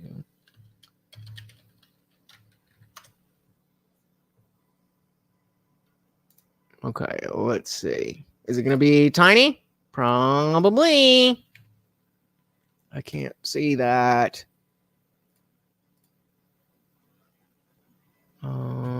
Before and after. And I said before and after. And again, she doesn't count because she already looked super. But I guess just like the here we go. So like ooh, this is a video. What do we got? Ozempic is the weight loss sensation taking over Hollywood and the whole country. The topic Ozempic has over 300 million views. Ozempic is a popular drug that's supposed to create. Hey, shout out to Aim with the fresh profile pic. Welcome to the party. I don't know. Let's see that. John Goodman is a good example. Let's see. Diabetes, but some are now using it to lose weight. Celebrities like Kim Kardashian are rumored to have taken Ozempic, and Elon Musk has reportedly admitted to taking it. And now there's even a cosmetic condition that is blamed on taking Ozempic. It's called Ozempic face. Are Elon and Kim going to get it? I'm a holistic plastic surgeon, so let's get to the bottom of it. Ozempic is an injectable prescription drug that is FDA approved for the treatment of patients with type 2 diabetes. Do we have... Not necessarily. We lose the look. Is very and unsure of her, and you'll see she is beautiful both before and after her weight loss. Have you ever thought about taking a collagen supplement but weren't sure about whether they actually is due to supplementation? My favorite, I like off that we let you have, let's say, benefit long surgery, benefit convenience of having filled. Clickbait Are some unscrupulous doctors and some online stores that have popped up that are selling. Okay. Well, I mean, we get it. It's sunken in and you know, not looking good. There is a magic pill. I mean, literally, the book by Johann Ari is called Magic Pill. And convincing us that, you know, salvation from our chronic health issues is going to be found in a shot when we are living in a toxic stew that's destroying our cellular biology. You know, it's, of course, for certain patients, taking GLP-1 agonists is going to be helpful for their conditions. It might jumpstart their way to getting back to health. Is that the name of the active drug? GLP-1 agonists. Yeah. So GLP-1. Sorry, not. I hate when people. Yeah, I hate when people do that. When, you know, GLP-1. Like, did you say that before? No. Well, maybe slow it the fuck down and tell us what the fuck you're talking about. Is that the name of the active drug? GLP-1 agonists. Yeah. So even then, GLP-1 agonist. Say it. So he's specifically asking about what it's called. GLP-1. Sorry, not fluent in this. No. It's that's what the medications are, and so they're basically simulating a hormone that's made in our digestive system that cues satiety and does many other things. And so, you know, satiety is making us feel full, making us, you know, and what's so interesting, you know, like we Good are. Question. That's a good question. Like Calley said earlier, like we are the only species in the world that has an obesity and chronic disease epidemic. The only species in the world that has a chronic disease and obesity epidemic. And remember, before when she brought that up, we're also the only species that has medical science or nutritional science. Because of ultra-processed food. You think about every other animal in the wild, they're eating real natural foods, except for domesticated animals, which are also getting chronic diseases just like humans because they're eating our food. But every other animal, they're able to regulate their satiety. They're not eating themselves to death like we are. We're literally eating ourselves to death. The reason is because these foods, like Calley talked about with the cigarette companies and the scientists moving to create addictive ultra-processed foods, they are designed to subvert our satiety mechanisms like GLP-1 secretion so that we never know that we're full. But if we were eating whole, real food, we would cue the exquisite satiety mechanisms in our bodies and we would not overeat. If you're eating real, whole, unprocessed, nutrient-rich foods, we have receptors in our gut that make us feel full. It's not rocket science. You almost can't. If you eat just protein, which is hard. You can't overeat.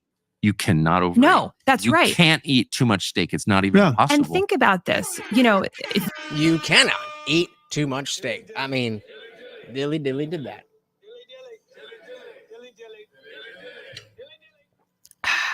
It's incredible if you can convince people that this is not true, you know, and defy the entire animal kingdom, what's happening with every other animal.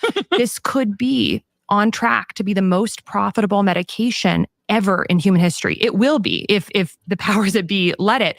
And the unfortunate part is that it doesn't take our bodies out of the toxic stew that's crushing our biology. Yes, we may melt some fat, but we're essentially creating starvation to melt fat and muscle without changing any of the other levers that we just talked about that are crushing our biology. So this is not the public health solution. You look at what's happening though. Do you think there are potential downsides to it? I mean, every medication has downsides. And this one has well-known side effects. It disproportionately causes us to lose muscle mass, which creates frailty, which is one of the things that can cause old people in old age to have very poor quality of life and early death. Oh, shout out to Funk Master General. He is not going to let go of this idea of getting Morty some steak. Thank you, thank you, thank you. We will make it happen. We will make it happen. Thank you, thank you, thank you, sir. Out sponsoring your goddamn self. Any Film said holistic plastic surgeon uses torches and rituals to burn off your fat. Good one, good one, good one, good one. Any Film said at least once a week I try to have steak and eggs for breakfast. I'm not hungry the rest of the day. Well, must be nice to be able to afford that. I'm broke as shit, but shout out again to our boy. We getting there. We getting there. Which is one of the things that can cause old people in old age to have very poor quality of life and early death. It has a higher rate of thyroid cancer. It has risks on the label of kidney dysfunction, of pancreatitis, of all sorts of things. Every medication has side effects. So if we're going to mass prescribe this, so there's a bill right now in Congress, HR 4818, which is the Treat and Reduce Obesity Act. And, you look at this and you think, oh, this is great. The government's focusing more on obesity and this is awesome. There's one line that all that matters in that, which is that they want to expand Medicare access to include coverage for these for obesity medications, which are these drugs, for people that include overweight and obese. That is 74% of the American population. If this bill goes through and everyone who is eligible for this drug gets it paid by taxpayers, that will represent over $3 trillion per year in drugs to the American people without changing any of the root causes of what is making us sick. That's just the Ozempic. Did I miss that? Did I miss that? Did I get that wrong? For these which is that they want to expand Medicare access to include coverage for these for obesity medications, which are these drugs, for people that include overweight and obese. That is 74% of the American population. And the sad thing is then, of course, that if everybody's fucking fat, everybody's gonna be like, oh yeah, well, this works out for me. And then everybody else gets fucked. Make sure you vote in your local elections. Bill goes through and everyone who is eligible for this drug gets it paid by taxpayers. That will represent over $3 trillion per year in drugs to the American people without changing any of the root causes of what is making us sick. And to add insult to injury, this will be taxpayer money being largely funneled to Europe, who makes the drug. So people need which to they don't wake prescribe. up. And it's 10 times less expensive, and it's not the standard of care in Norway when you are obese. Is that where it's made? Yeah. Novo Nordisk. Yeah, there's a step ladder, and you get the keto diet and exercise incentivized from the government. In the country that makes Ozempic. And the American Academy of Pediatrics in their most recent obesity guidelines are recommending these drugs for kids as young as 12. And pushing for 6. This is a lifelong medication at the cost of about $1,500 a month with many side effects that does not change any of the root causes issues that are toxifying, literally destroying our brains and bodies. Can I ask, as you've said 3 times, and I hope you'll say it 3 more, every drug has side effects. But they seem... Yeah, right? I was like, God damn. And, Sailor's over here trying to say how terrible and horrible and toxic our Discord server is. So I'm defending you guys here. If you want to come in and do the thing, then you know what I mean. But neither here nor there. But yeah, that's way too many fucking people. Way too many. 80 Film said our food is killing us. I saw a side-by-side of ketchup from Canada and ketchup from the United States. Our ketchup is full of chemicals compared to Canada's. When we're looking up to Canada, we're in a bad way. We're in a bad way. And I hope you'll say it 3 more, every drug has side effects. But they seem like intentionally downplayed in a lot of cases. Most famously with certain COVID-related medicines, but there are others where they just don't really want to talk about, doctors don't seem to want to talk about the potential side effects. Why is that? Because if you have an obese patient... Weird. Okay, so let me just paint the picture. They're pushing for 6. Obese or overweight. 6 years old. Yeah. So 6 years old. Have obviously an obesity crisis among 6-year-olds right now in the country. In Japan, the childhood obesity rate is 3%. In the United States, 50% This is uniquely of teens, American. 50% of teens are overweight or obese. So let's just look at that, right? We're clearly just force feeding into our children toxic food that's causing this massive issue. And now any parent watching, particularly lower income, because this bill is pushing for Medicaid. So if you're a lower income, so why are they lobbying? Why is this company in Scandinavia one of the 5 largest lobbying spenders in America and pushing so hard for this? And why is the stock so high and it's the 12th most valuable company in the world? Wait. Don't tell me he's going to tie this to either money and or government control. No. They're expecting 80 to 90% of their profits from the United States, from the government, by rigging the institution. What institution are pharma companies rigging? They're actually rigging Medicaid. They're actually profiting off poor people. Medicaid is spending more on mitochondrial dysfunction than the entire U.S. That's the powerhouse of the cell. See, I remember public school is terrible, but at least we all remember that.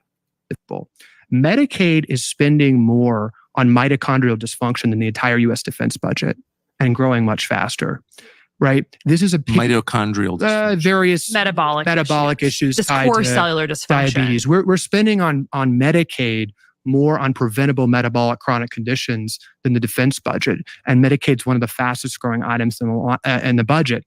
That's all rigged by pharma as a piggy bank. So this bill, if you put Ozempic on that schedule, then any lower income 6-year-old, the doctor can say, I've got Harvard studies here saying that obesity is genetic. Oh, damn. Shout out to y'all putting up the hit the like button, and all of you guys already have. Thank you so much. And my mug is empty, but I got a little something.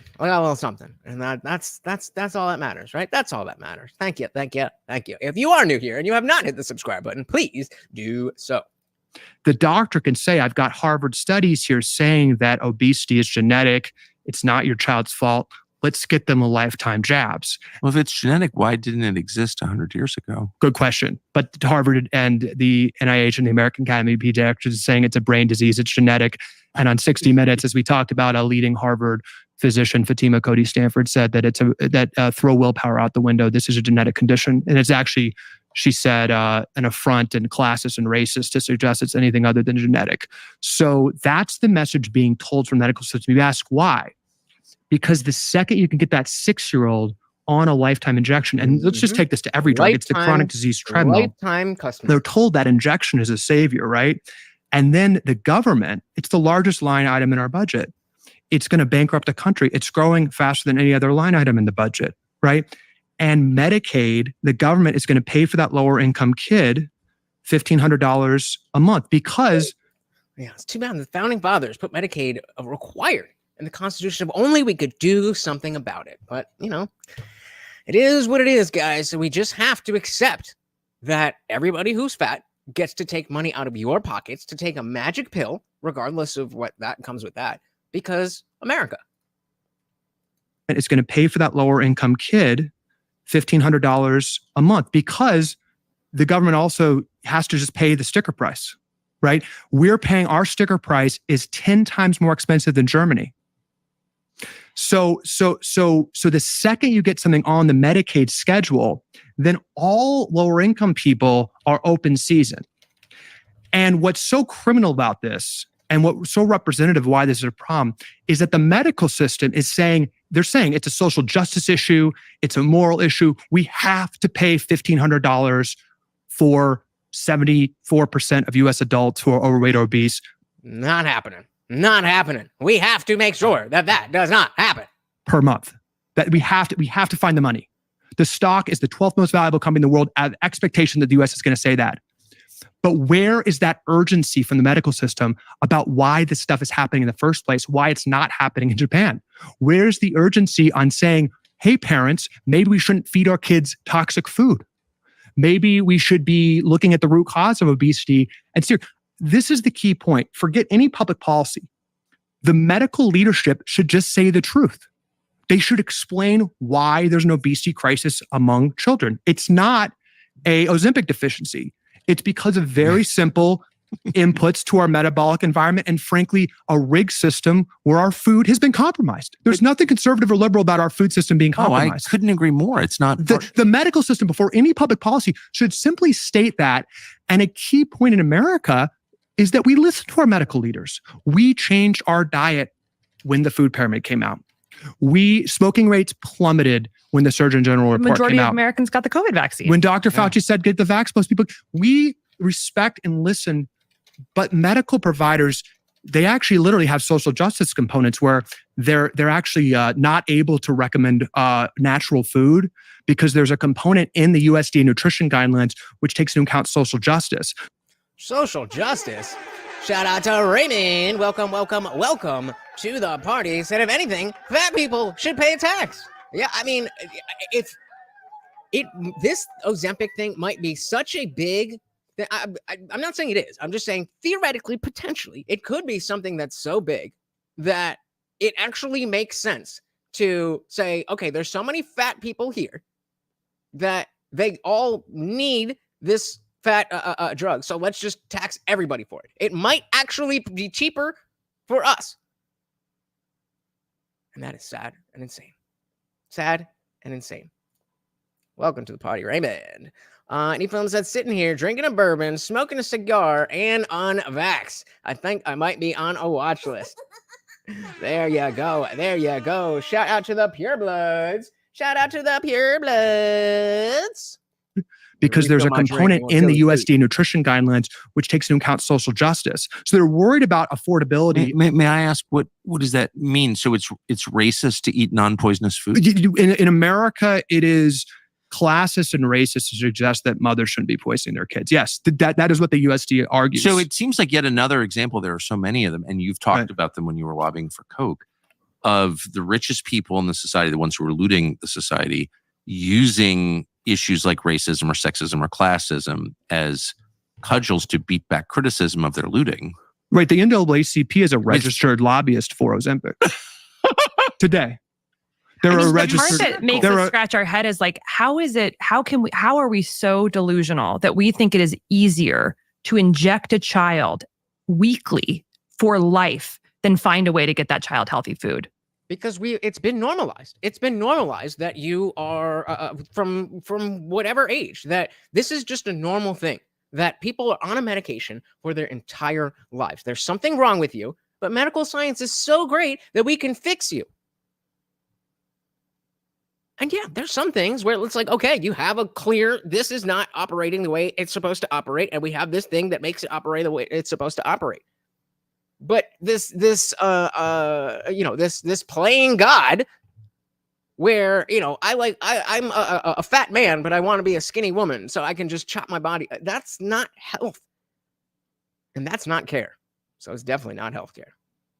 Child weekly for life, then find a way to get that child healthy food.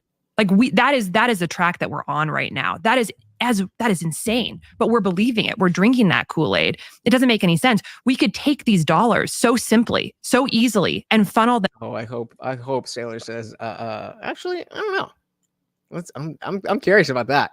Towards healthier diet and lifestyle. $3 trillion a year. We could feed every single American family with organic food for $3 trillion a year. But instead, we're taking those healthcare dollars and steering them towards drugs, which doesn't fix the root cause issue. Our message isn't drug or anti-drug. It's just like, let's look at the problem. Like say you're just an alien that came down from space. You look at America, kids and adults are just overwhelmingly metabolic, dysfunctional, obese, diabetic. It's like you'd never say, like, let's keep happening and then jab everyone and drug everyone and manage the condition. It was just never, it's just follow the science. Maybe drugs actually do come into play there. But the history of chronic disease medications has been a complete disaster. We always say, if you have a gunshot wound, an emergency. Also, little sign, why the fuck do doctors and nurses say GSW?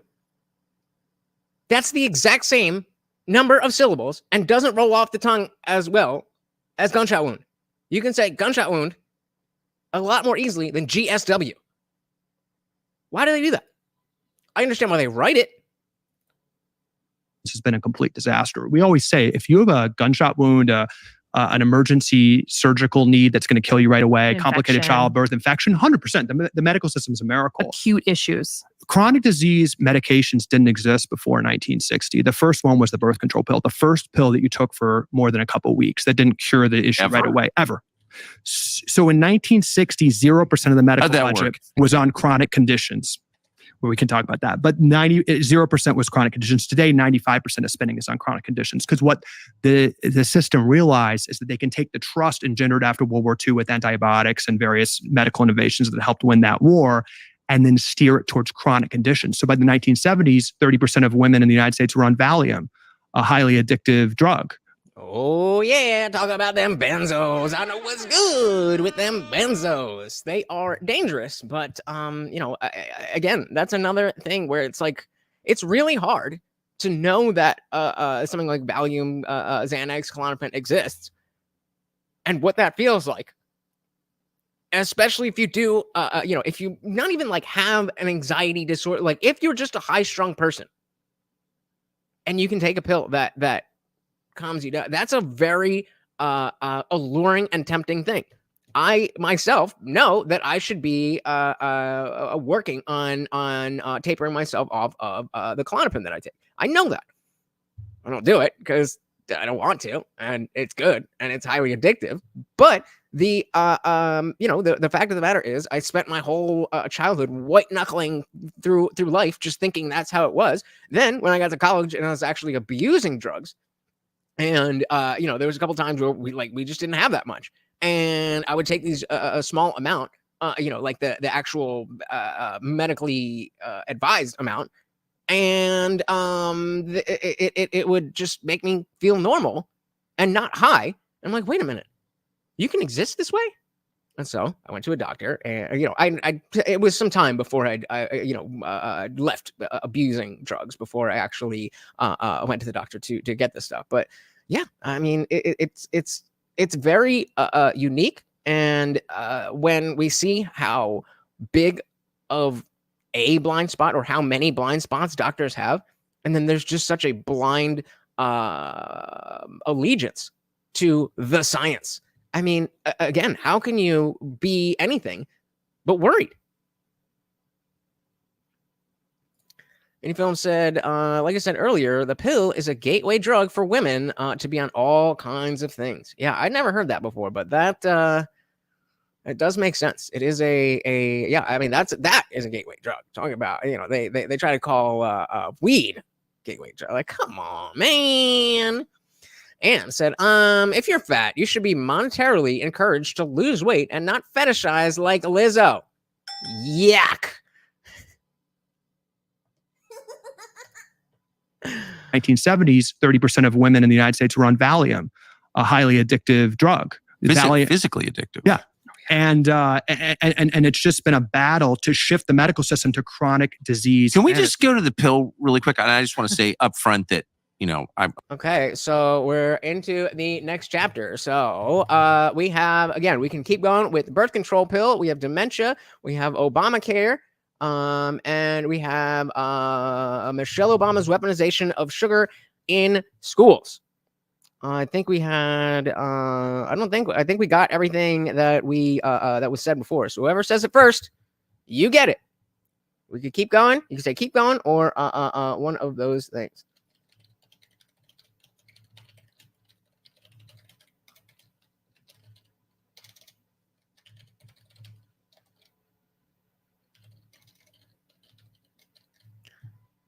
Puberty cancer. It's not puberty cancer, but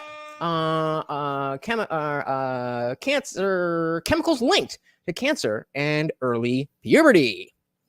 Conditions that were on the exact same spectrum. So every condition I mentioned earlier in this episode and every condition she had are on this metabolic disease spectrum. So you believe, pancreatic cancer specifically, if my memory serves, and I think it does, was kind of an unusual, it was always famously dangerous, deadly. Skyrocketing. I have noticed, like, all of a sudden, people What are the risk factors? Obesity, diabetes, smoking. It is fundamentally a lifestyle disease. Pancreatic why cancer it is going up. So is breast cancer. Breast cancer. I mean, breast cancer is now 1 in 8 women. This is an estrogen, often an estrogen. It's a foodborne illness. Estrogen-driven cancer. Well, where are all these extra estrogens coming from?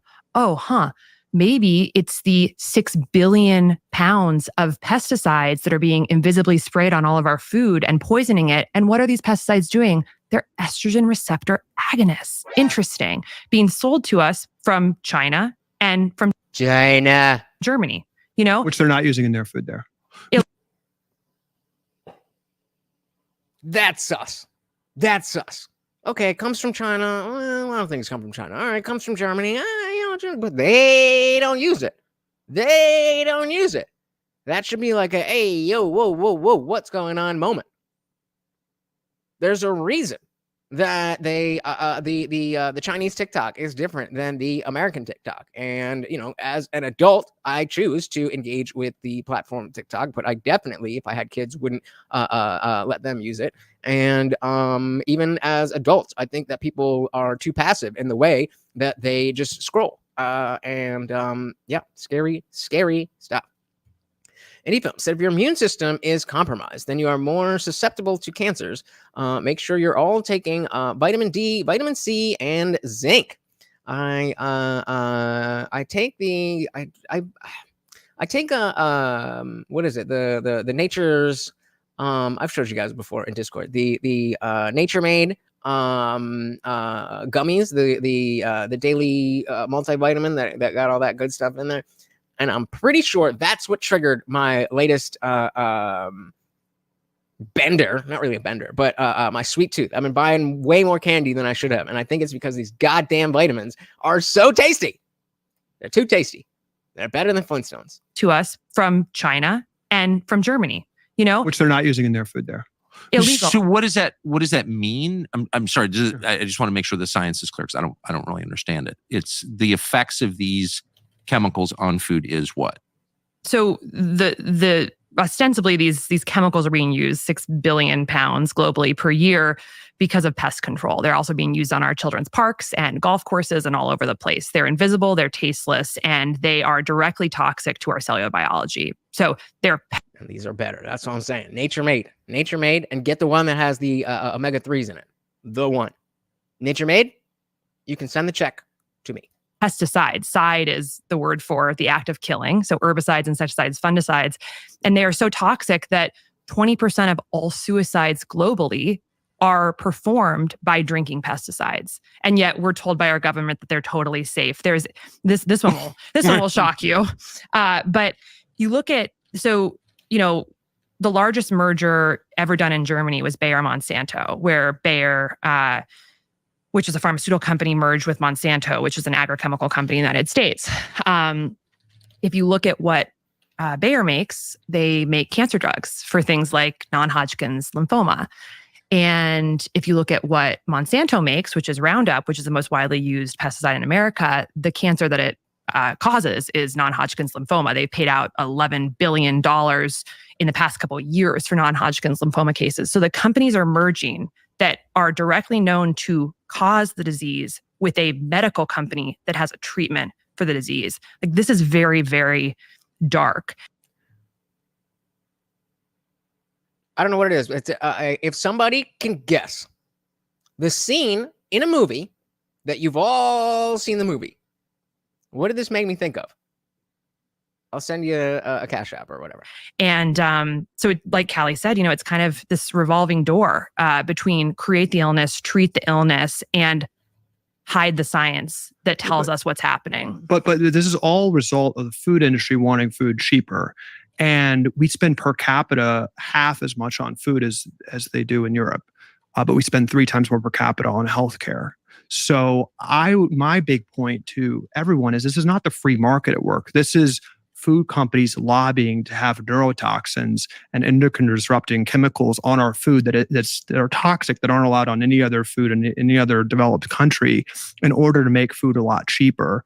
And then to your point about, what do these chemicals do? It increases estrogen. And these kids are inhaling hormone disrupting chemicals. So and now the New York Times recently had a front page article that puberty rates, particularly among women in the United States, are plummeting.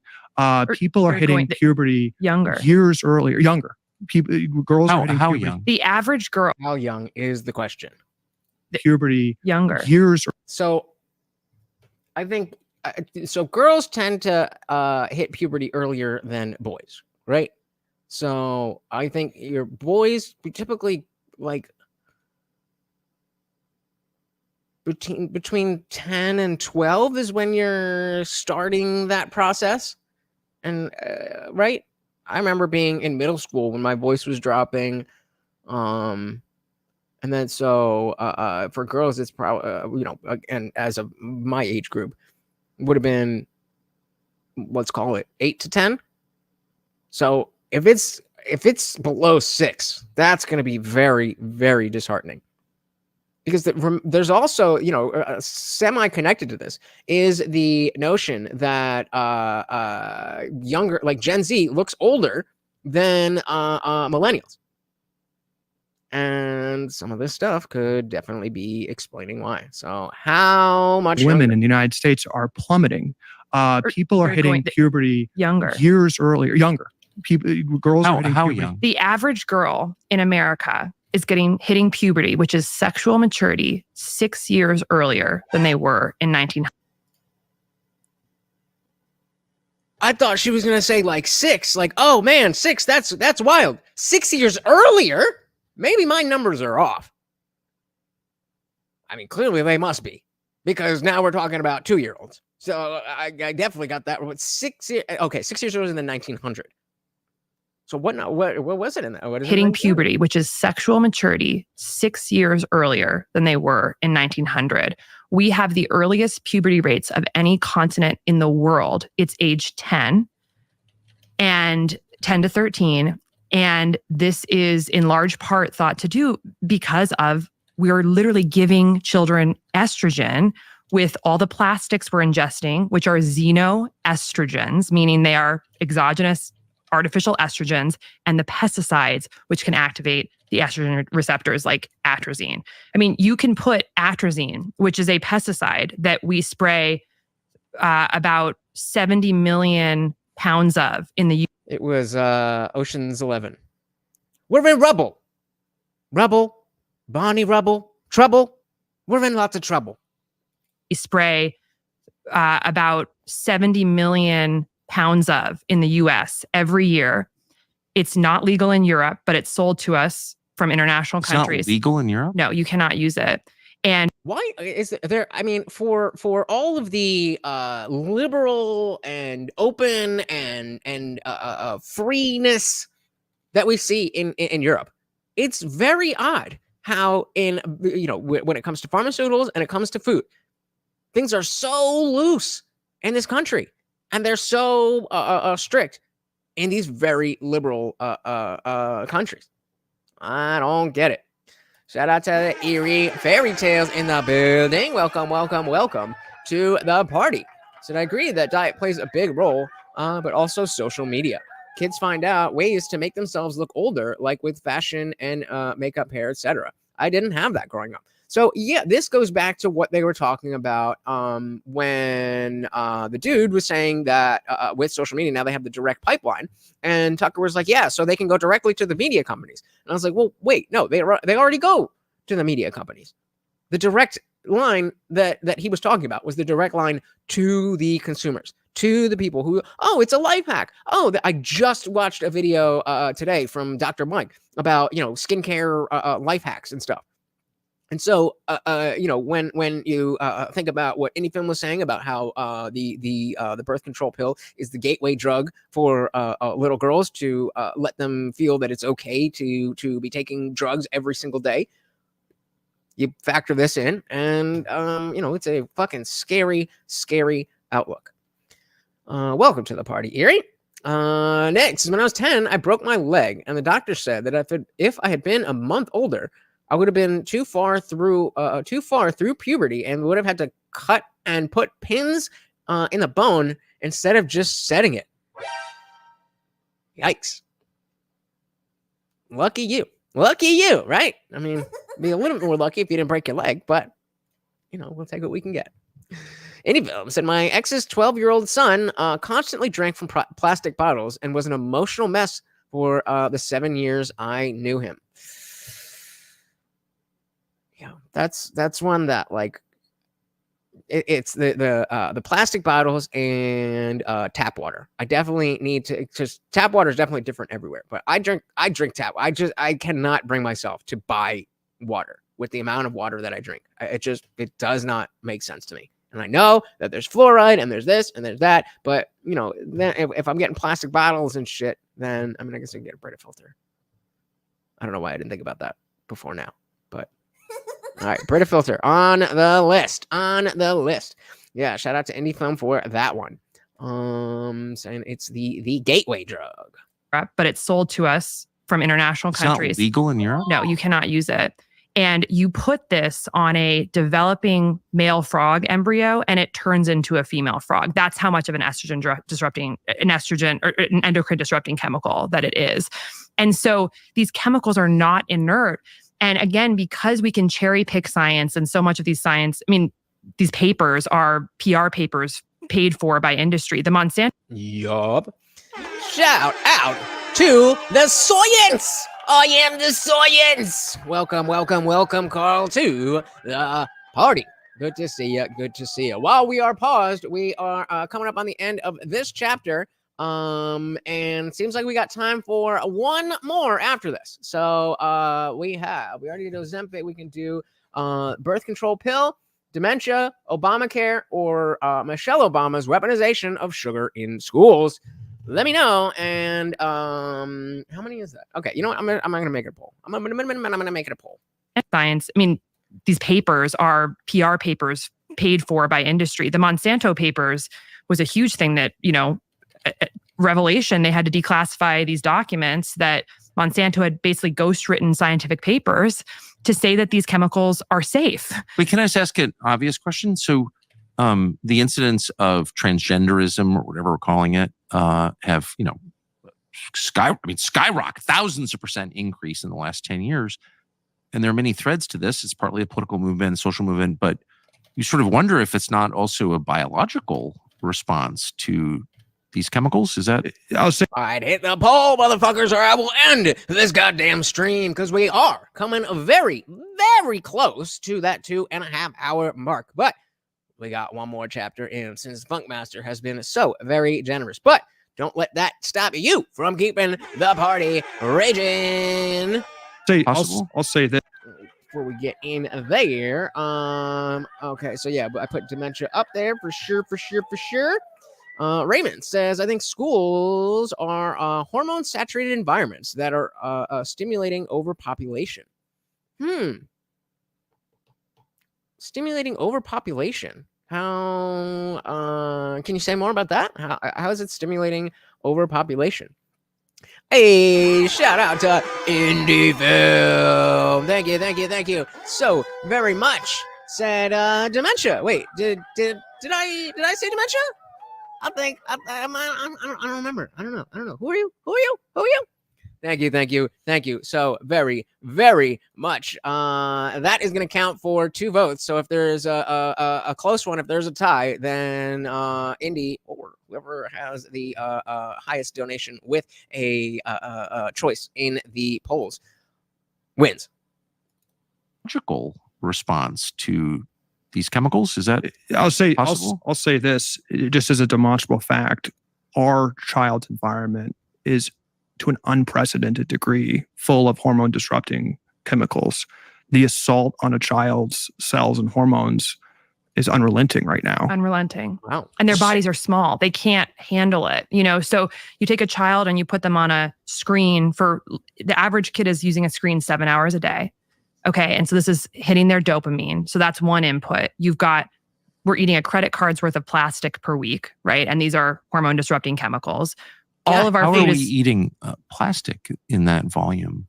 Well, plastics. We have the BPAs for sure. It seeps into the water. Are in everything now. They're in our air. There are nanoparticles of plastic in the air we're breathing. They're in our water. They're covering every piece of food that we buy in the grocery store. You go to Europe, all the vegetables are just, they're just in these free markets, they're not packaged. In the US, you go to Trader Joe's, every single piece of food is covered in plastic. You've got the plastic water bottles. Every single can that we drink in the United States is lined with a plastic coating. Yeah. Every single one. It's all getting in. And this can actually directly disrupt our mitochondrial function, which is the metabolic machinery of the cell. So microplastics actually can disrupt the way we make energy in the body. And we know that metabolic issues are the root cause of every chronic illness facing Americans today. Wait, it can't be that simple. A doctor who wanted me to go on this medication and that medication and come see him every 3 weeks to make sure told me that it's not that simple. Carl said the pill lowers women's testosterone and estrogen, which makes them more attracted to low testosterone men. Medically proven. Thus, the pill is slowly genetically selecting for low T offspring. No wonder why I'm single. At some point, Carl said, everyone will be low T just from genetic selection via the pill. I don't like that. Shout out to Cheddar Steve over on Rumble. Welcome to the party. Said Biden removed his daughter's panties in the shower. He thought they were classified. Good one. Gross, but good one. Welcome to the party. Any film said I tried to drink out of glass, but unfortunately, Monster only comes in the plastic lime aluminum cans. Fortunately, bourbon comes in glass. I'm gonna say that the Monster is doing more harm than the plastic. Maybe switch to seltzer. They make so they have the Zins are fucking nicotine, but they have the caffeine things. Yeah, I mean those energy drinks, not good. That's what killed Kevin Samuels. That's what killed Kevin Samuels. I mean, yeah. Honestly, the bourbon is better for you than the Monster. Issues are the root cause of every chronic illness facing Americans Right, make today. sure you get your vote in. You can't make this up, And then speaking of Kevin Samuels, you can't make this shit up. R.I.P. to a legend. There you go, Andy. Exactly. So yeah, and I mean, if it's the like caffeine should be enough. If you're not getting to where you need to be on caffeine, then you're probably drinking too much caffeine. That's how drugs work. So, like, maybe it's worth just having a week where you got to sludge through every morning just to kind of reset. Then you go back to coffee and you're good. Good one. Illness facing Americans today. All right, I'm ending the poll in 20 seconds. You can't make this up, And then you have there's many effects of these things, but endocrine disrupting and mitochondrial disruption are two of the really big ones. Then you've got the kids eating 70% of their calories that a child is eating today is from a factory, industrially manufactured, ultra-processed foods. We know that these foods are destroying our cellular biology. So it's really... Yep. Cheddar Steve said, I'm just happy my Nikes are made by the best 9-year-old Chinese kid that 25 cents a day can buy. On fire. Love it. And with school start times, kids are not getting enough sleep. So across sleep, across movement, the average kid is spending less time outdoors than a prisoner in America right now. What? Like kids are not. Like the average prisoner or like the 23-and-1 prisoner? Either way, not good. But really, are the kids not having 1 hour a day outside? Actually, I guess that's surprising.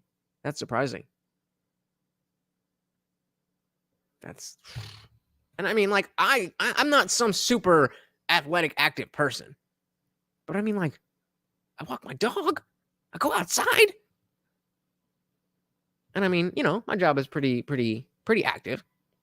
Cheddar Steve said, Harris Walls 2024. More Chinese than Egg Foo Young.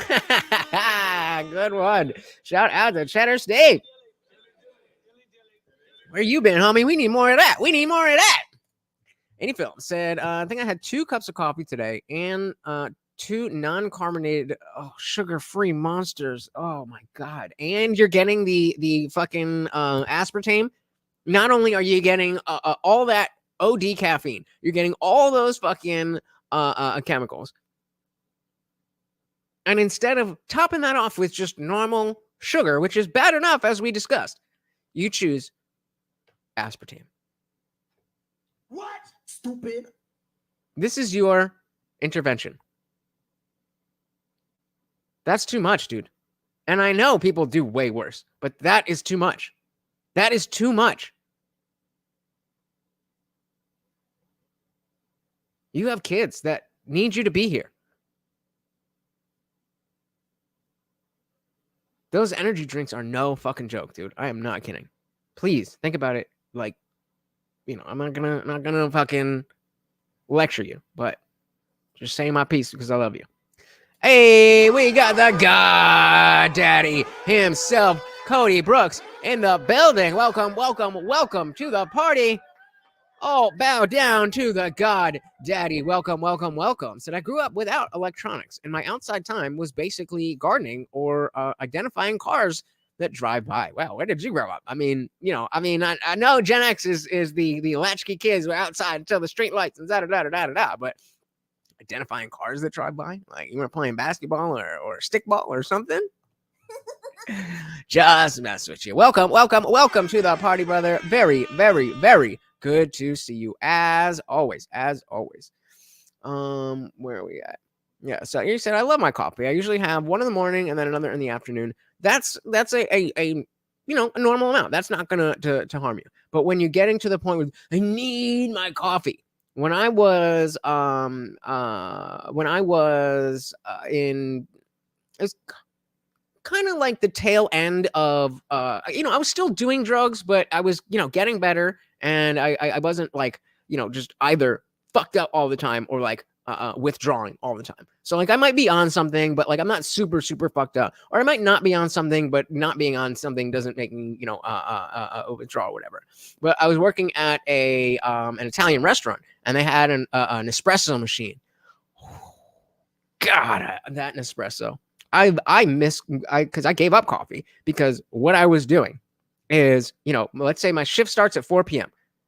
So I wake up just in enough time to throw on clothes and get to work, because I was out, you know, the night before, and because I couldn't sleep because I was drinking coffee all day, and then we went out and drank and whatever. So shift starts at 4. Go in at 4. Start with a triple shot of espresso, maybe 2 or 3 more before the end of the shift.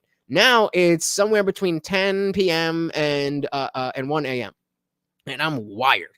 And it's the restaurant industry. So when everybody's done, then we just go drinking until, you know, whatever time in the morning, rinse and repeat. And so I needed that coffee because I couldn't function. And so I you know, there was a time where I was just like kind of in this limbo of not really being a drug addict, but definitely being, you know, drinking a little bit too much and using the caffeine to survive. It was not great. It was not great. That's Alabama, the Pentecostal holiness cult. All right, word up. Fair enough. All right. Well, there you go, guys. So we're gonna finish this and then head to dementia and then call it a night. Unless you guys want to keep the party raging. Kid is spending less time outdoors than a prisoner in America right now. Like, kids are not going outside. We're not getting the sunshine. Our circadian rhythms are destroyed. So every level of society, public school start times are disrupting our food, our nutrients, our sleep, our stress and dopamine, our movement patterns, and our toxins. And we are getting destroyed. And this is the visible hand. And we just have to understand this when we're thinking about healthcare policy. The invisible hand? There's nothing more profitable than a sick child, as I said, or really hijacking a kid's dopamine, right? Think about the trillions of dollars that are generated from a child's dopamine being hacked, being on that phone all day. You know, it's neither good nor bad necessarily. It's just an economic fact. There's a huge incentive for that kid to be, you know, their chronic stress to be just triggered nonstop on that phone. There's huge profit for a child to be addicted to ultra-processed food and continuing to demand from their parents that food. Oh, yeah. And that's the big issue with a lot of parents don't necessarily realize the habits that they're forming. And, you know, I'll put this in, you know, I don't have kids, so I'll put this in the context that I can understand and do have experience when it comes to dog training. Again, for those who don't know, I am a professional dog trainer. And, you know, it's so much easier on me when people when people will call earlier in the dog's life rather than later. Like if you come to me with a 9-10 week old puppy, then that's going to be a lot easier for both of us to implement what it is that we want. Versus if you bring me a 6-month-old dog, it's still a puppy, but has spent 2, 3, 4 months in your home just doing whatever. And while you were just, oh, look, a puppy. And he's trying to figure out, okay, who's in charge? How do I make sure that I'm the alpha and all of that stuff? Well, now we have a lot of bad habits to roll back before we actually start the training. And I would have to imagine that it works the same way with children. So start them early, start them young on the good stuff. Context, and remember, caffeine has a half-life of 8 hours. This is why I don't drink coffee past 3 p.m. Ever since I started that, I can actually fall asleep at night without a problem. I had sleep issues all my life. Yeah. I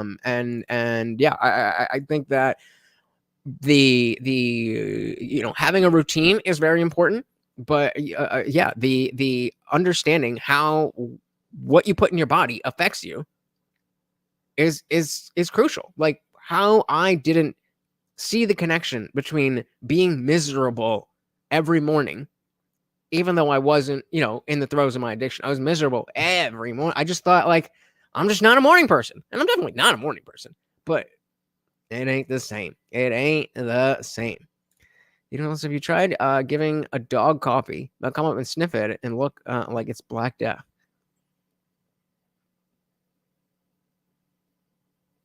I haven't seen that, and Morty is a fucking monster. He will eat anything. So I'm just gonna chalk that up to Morty being a little bit different.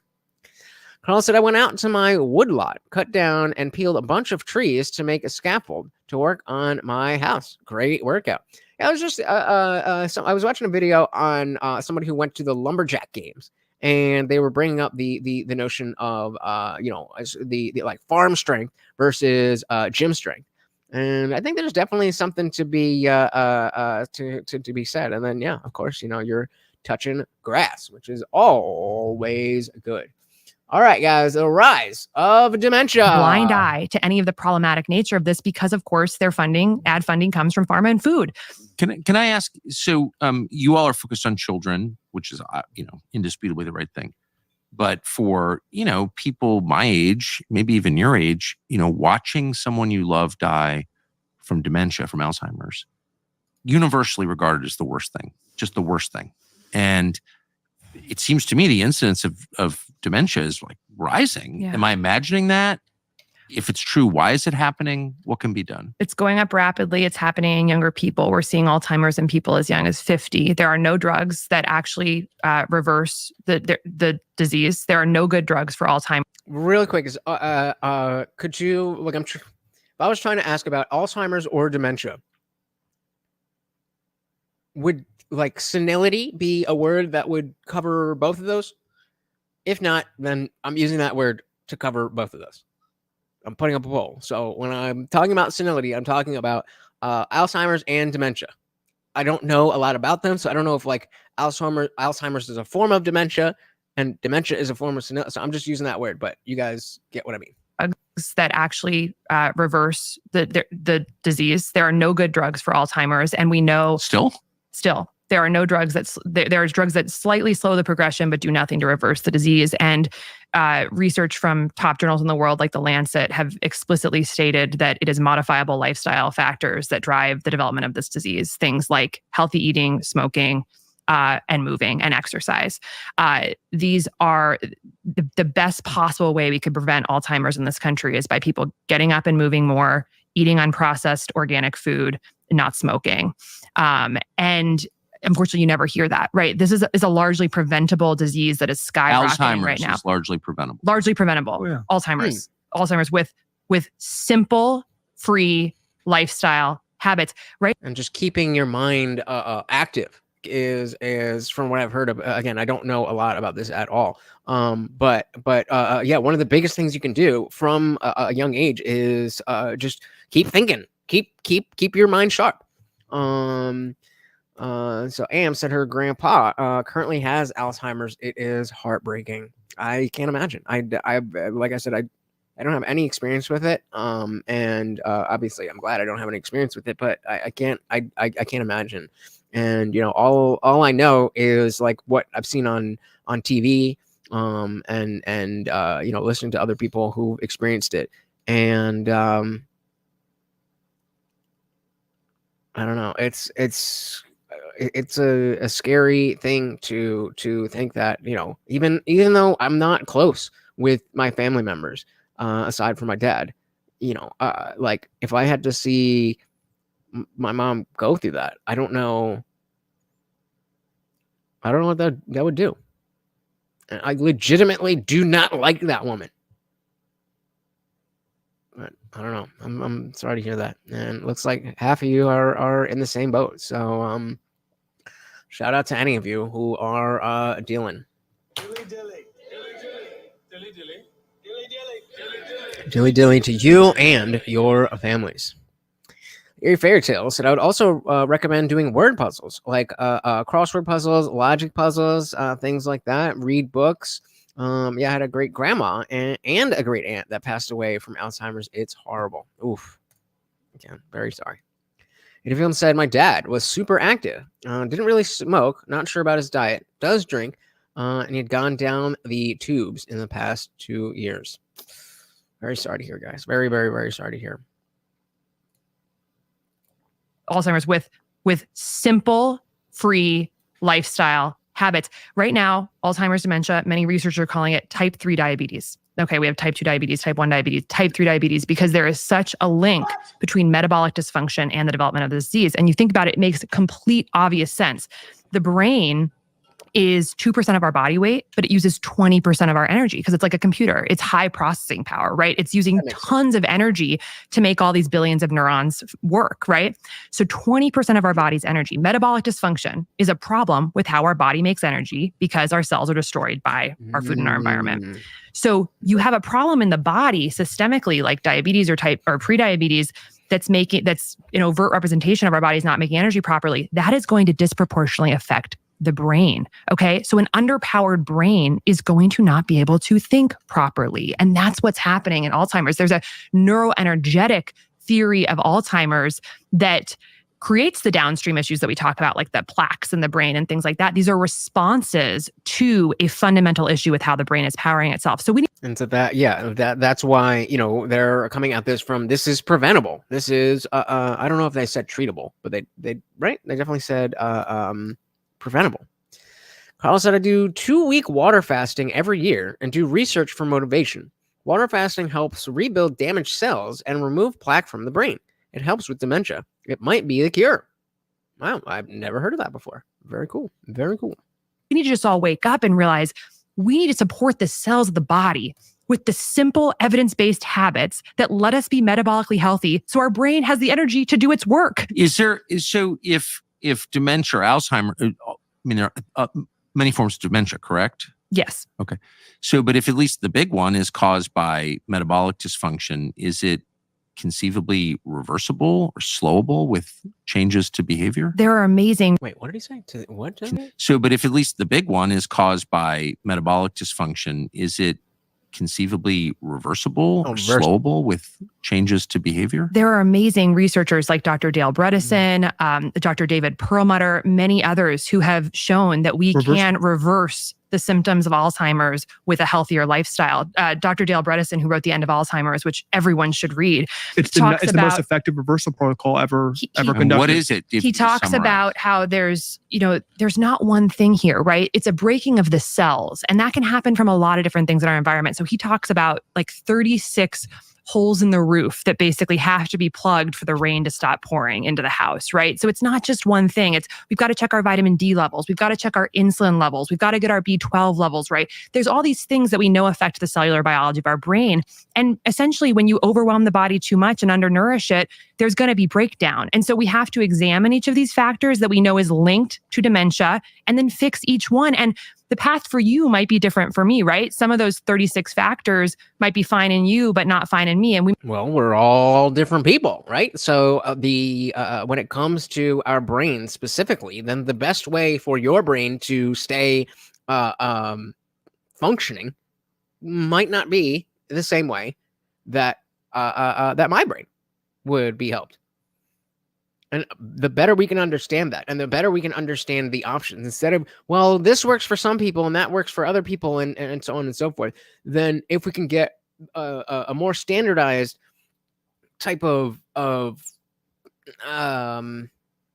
a more categorized way of, like, okay, your brain kind of works in this general way, and almost like a personality test type thing that is specifically relevant to the mechanical workings of your brain, so that number one, you can know what preventative measures to take, and then if you do get there, what actions would be best for you to at least try first, so that, if there's 10 different options, maybe, only one of them is going to work. But if if other people are seeing that this works with this type of person, even if it's not, let's say it worked 9 out of 10 times, then okay, for the 10th person, they didn't get the right treatment on the very first try, but at least they knew where to start, and the other 9 people got it on the first try. Yeah, I don't know. It looks good. The stream looks good on YouTube. Stream looks good on Rumble. Stream does not look good on Rumble. Oh, stream does look good on Rumble. I don't think that's you, homie. Here's what I'll do. Is this gonna work? No, not that. Yeah, I'll just do that. Okay, so Nick, if you just want to go in the voice chat, if it's not working, I'll just share my screen and you can see. You'll see what I'm seeing, but it's there. So if it's not there, go and enjoy it. All right. Might be different for me, right? Some of those 36 factors might be fine in you, but not fine in me. And we might have different ones. So that's why personalized medicine is so important, because we have to understand, it's from all aspects of our environment that our cells are getting hurt. So we have to realize through testing and personalized. Hey, Morty's in his chair. I'm going to give him a treat just for being in the chair. I think that marks the end of summer. If Morty's in his chair, that means that summer is over. And as much as I'm not happy that the summer is over, I'm very happy to have my co-host back. The entire summer. Last summer, I moved the chair back to where the guitar is, because he just was hiding, under either underneath the table or just sitting on my lap. But he's there. I'm so happy. So yeah, looks like it's just you, Nick. But yeah, I do have this window open. And so you got a little behind the scenes look at what's going on here. Aspects of our environment that our cells are getting hurt. So we have to realize through testing and personalized, medicine, which in our body are causing the problems. But by and large, the simple reality is if we're eating nutrient-rich whole foods, moving our bodies, getting enough sleep, staying intellectually stimulated, not smoking, and avoiding toxins, our cells are going to do a much better job at doing their work. The first chapter of when we get into plans is really guiding Casey guides through a list of how to read blood tests. I got on a path a couple of years ago when I had my regular cholesterol test. They said I was perfectly fine, showed it to her. She's like, this is blaring metabolic dysfunction. I go back to my doctor and they're like, oh yeah, it's really bad, but you're not treatable yet. You're not ready for a statin. So we just say you're fine.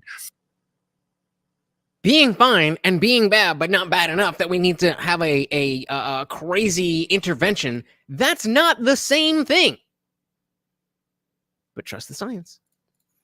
Quanteg said, as the hound's ass fails, we know that winter is coming.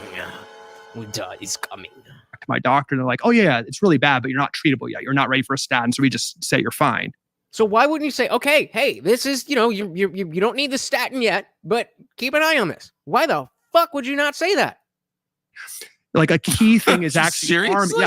Yeah. So you get to treatable levels, and then when but we're brewing metabolic dysfunction. And obviously the answer is money. Money.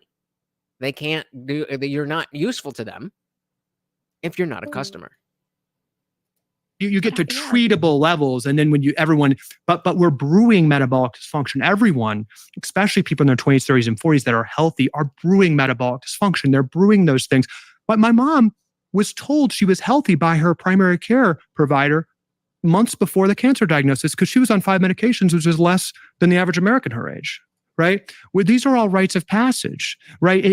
So I wasn't quite at the statin level. So a key thing, and sorry about that, Funk. Got to update the banner because, of course, you are sponsoring yourself. You're out sponsoring yourself. Thank you again, sir. You arm this with the book, just with the free blood tests. And then there's new services, this personalized medicine revolution where you can get 100 blood tests, companies like Function Health, or you can go to a functional medicine doctor who can order these tests at just a couple $100. And you can get more of a personalized view. And then you can attack those deficiencies with food and with supplementation.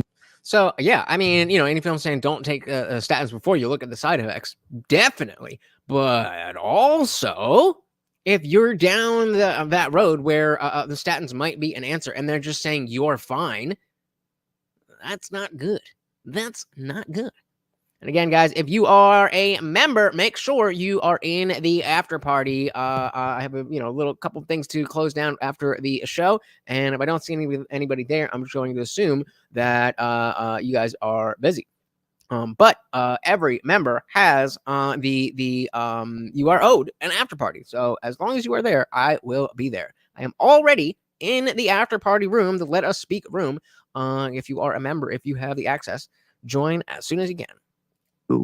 And then you can attack those deficiencies with food and with supplementation and get the root cause of things under control. And to our point in the book is that dementia is on the same, it's a branch of the same tree as diabetes, as heart disease, as kidney disease, of even dying of COVID. These are all very similar things. If you can cure the root, if you can understand. So a lot of our advice would just be work through the personalized blood test, understand what's happening to you, and then match those nutrient needs with your food and with your supplementation to cure what your blood tests are telling you. And if you get your metabolic biomarkers more under control, you're able to reverse and absolutely prevent most of the conditions that are plaguing the American people that have really only become new phenomenons in the past generation. It's all kind of rooted in the same thing. And that's really what our big mission is like, we need actually a new paradigm of how we view chronic disease. That's the bottom line, right? We need a new paradigm on how we understand disease. Really what our big mission is like, we need actually a new paradigm of how we view chronic disease. I mean, it's actually just a lie, right? That if you have... Wait a minute. Are you telling me? You are telling me that the government, the regulatory bodies, and the doctors themselves have it wrong? I was told to trust the science.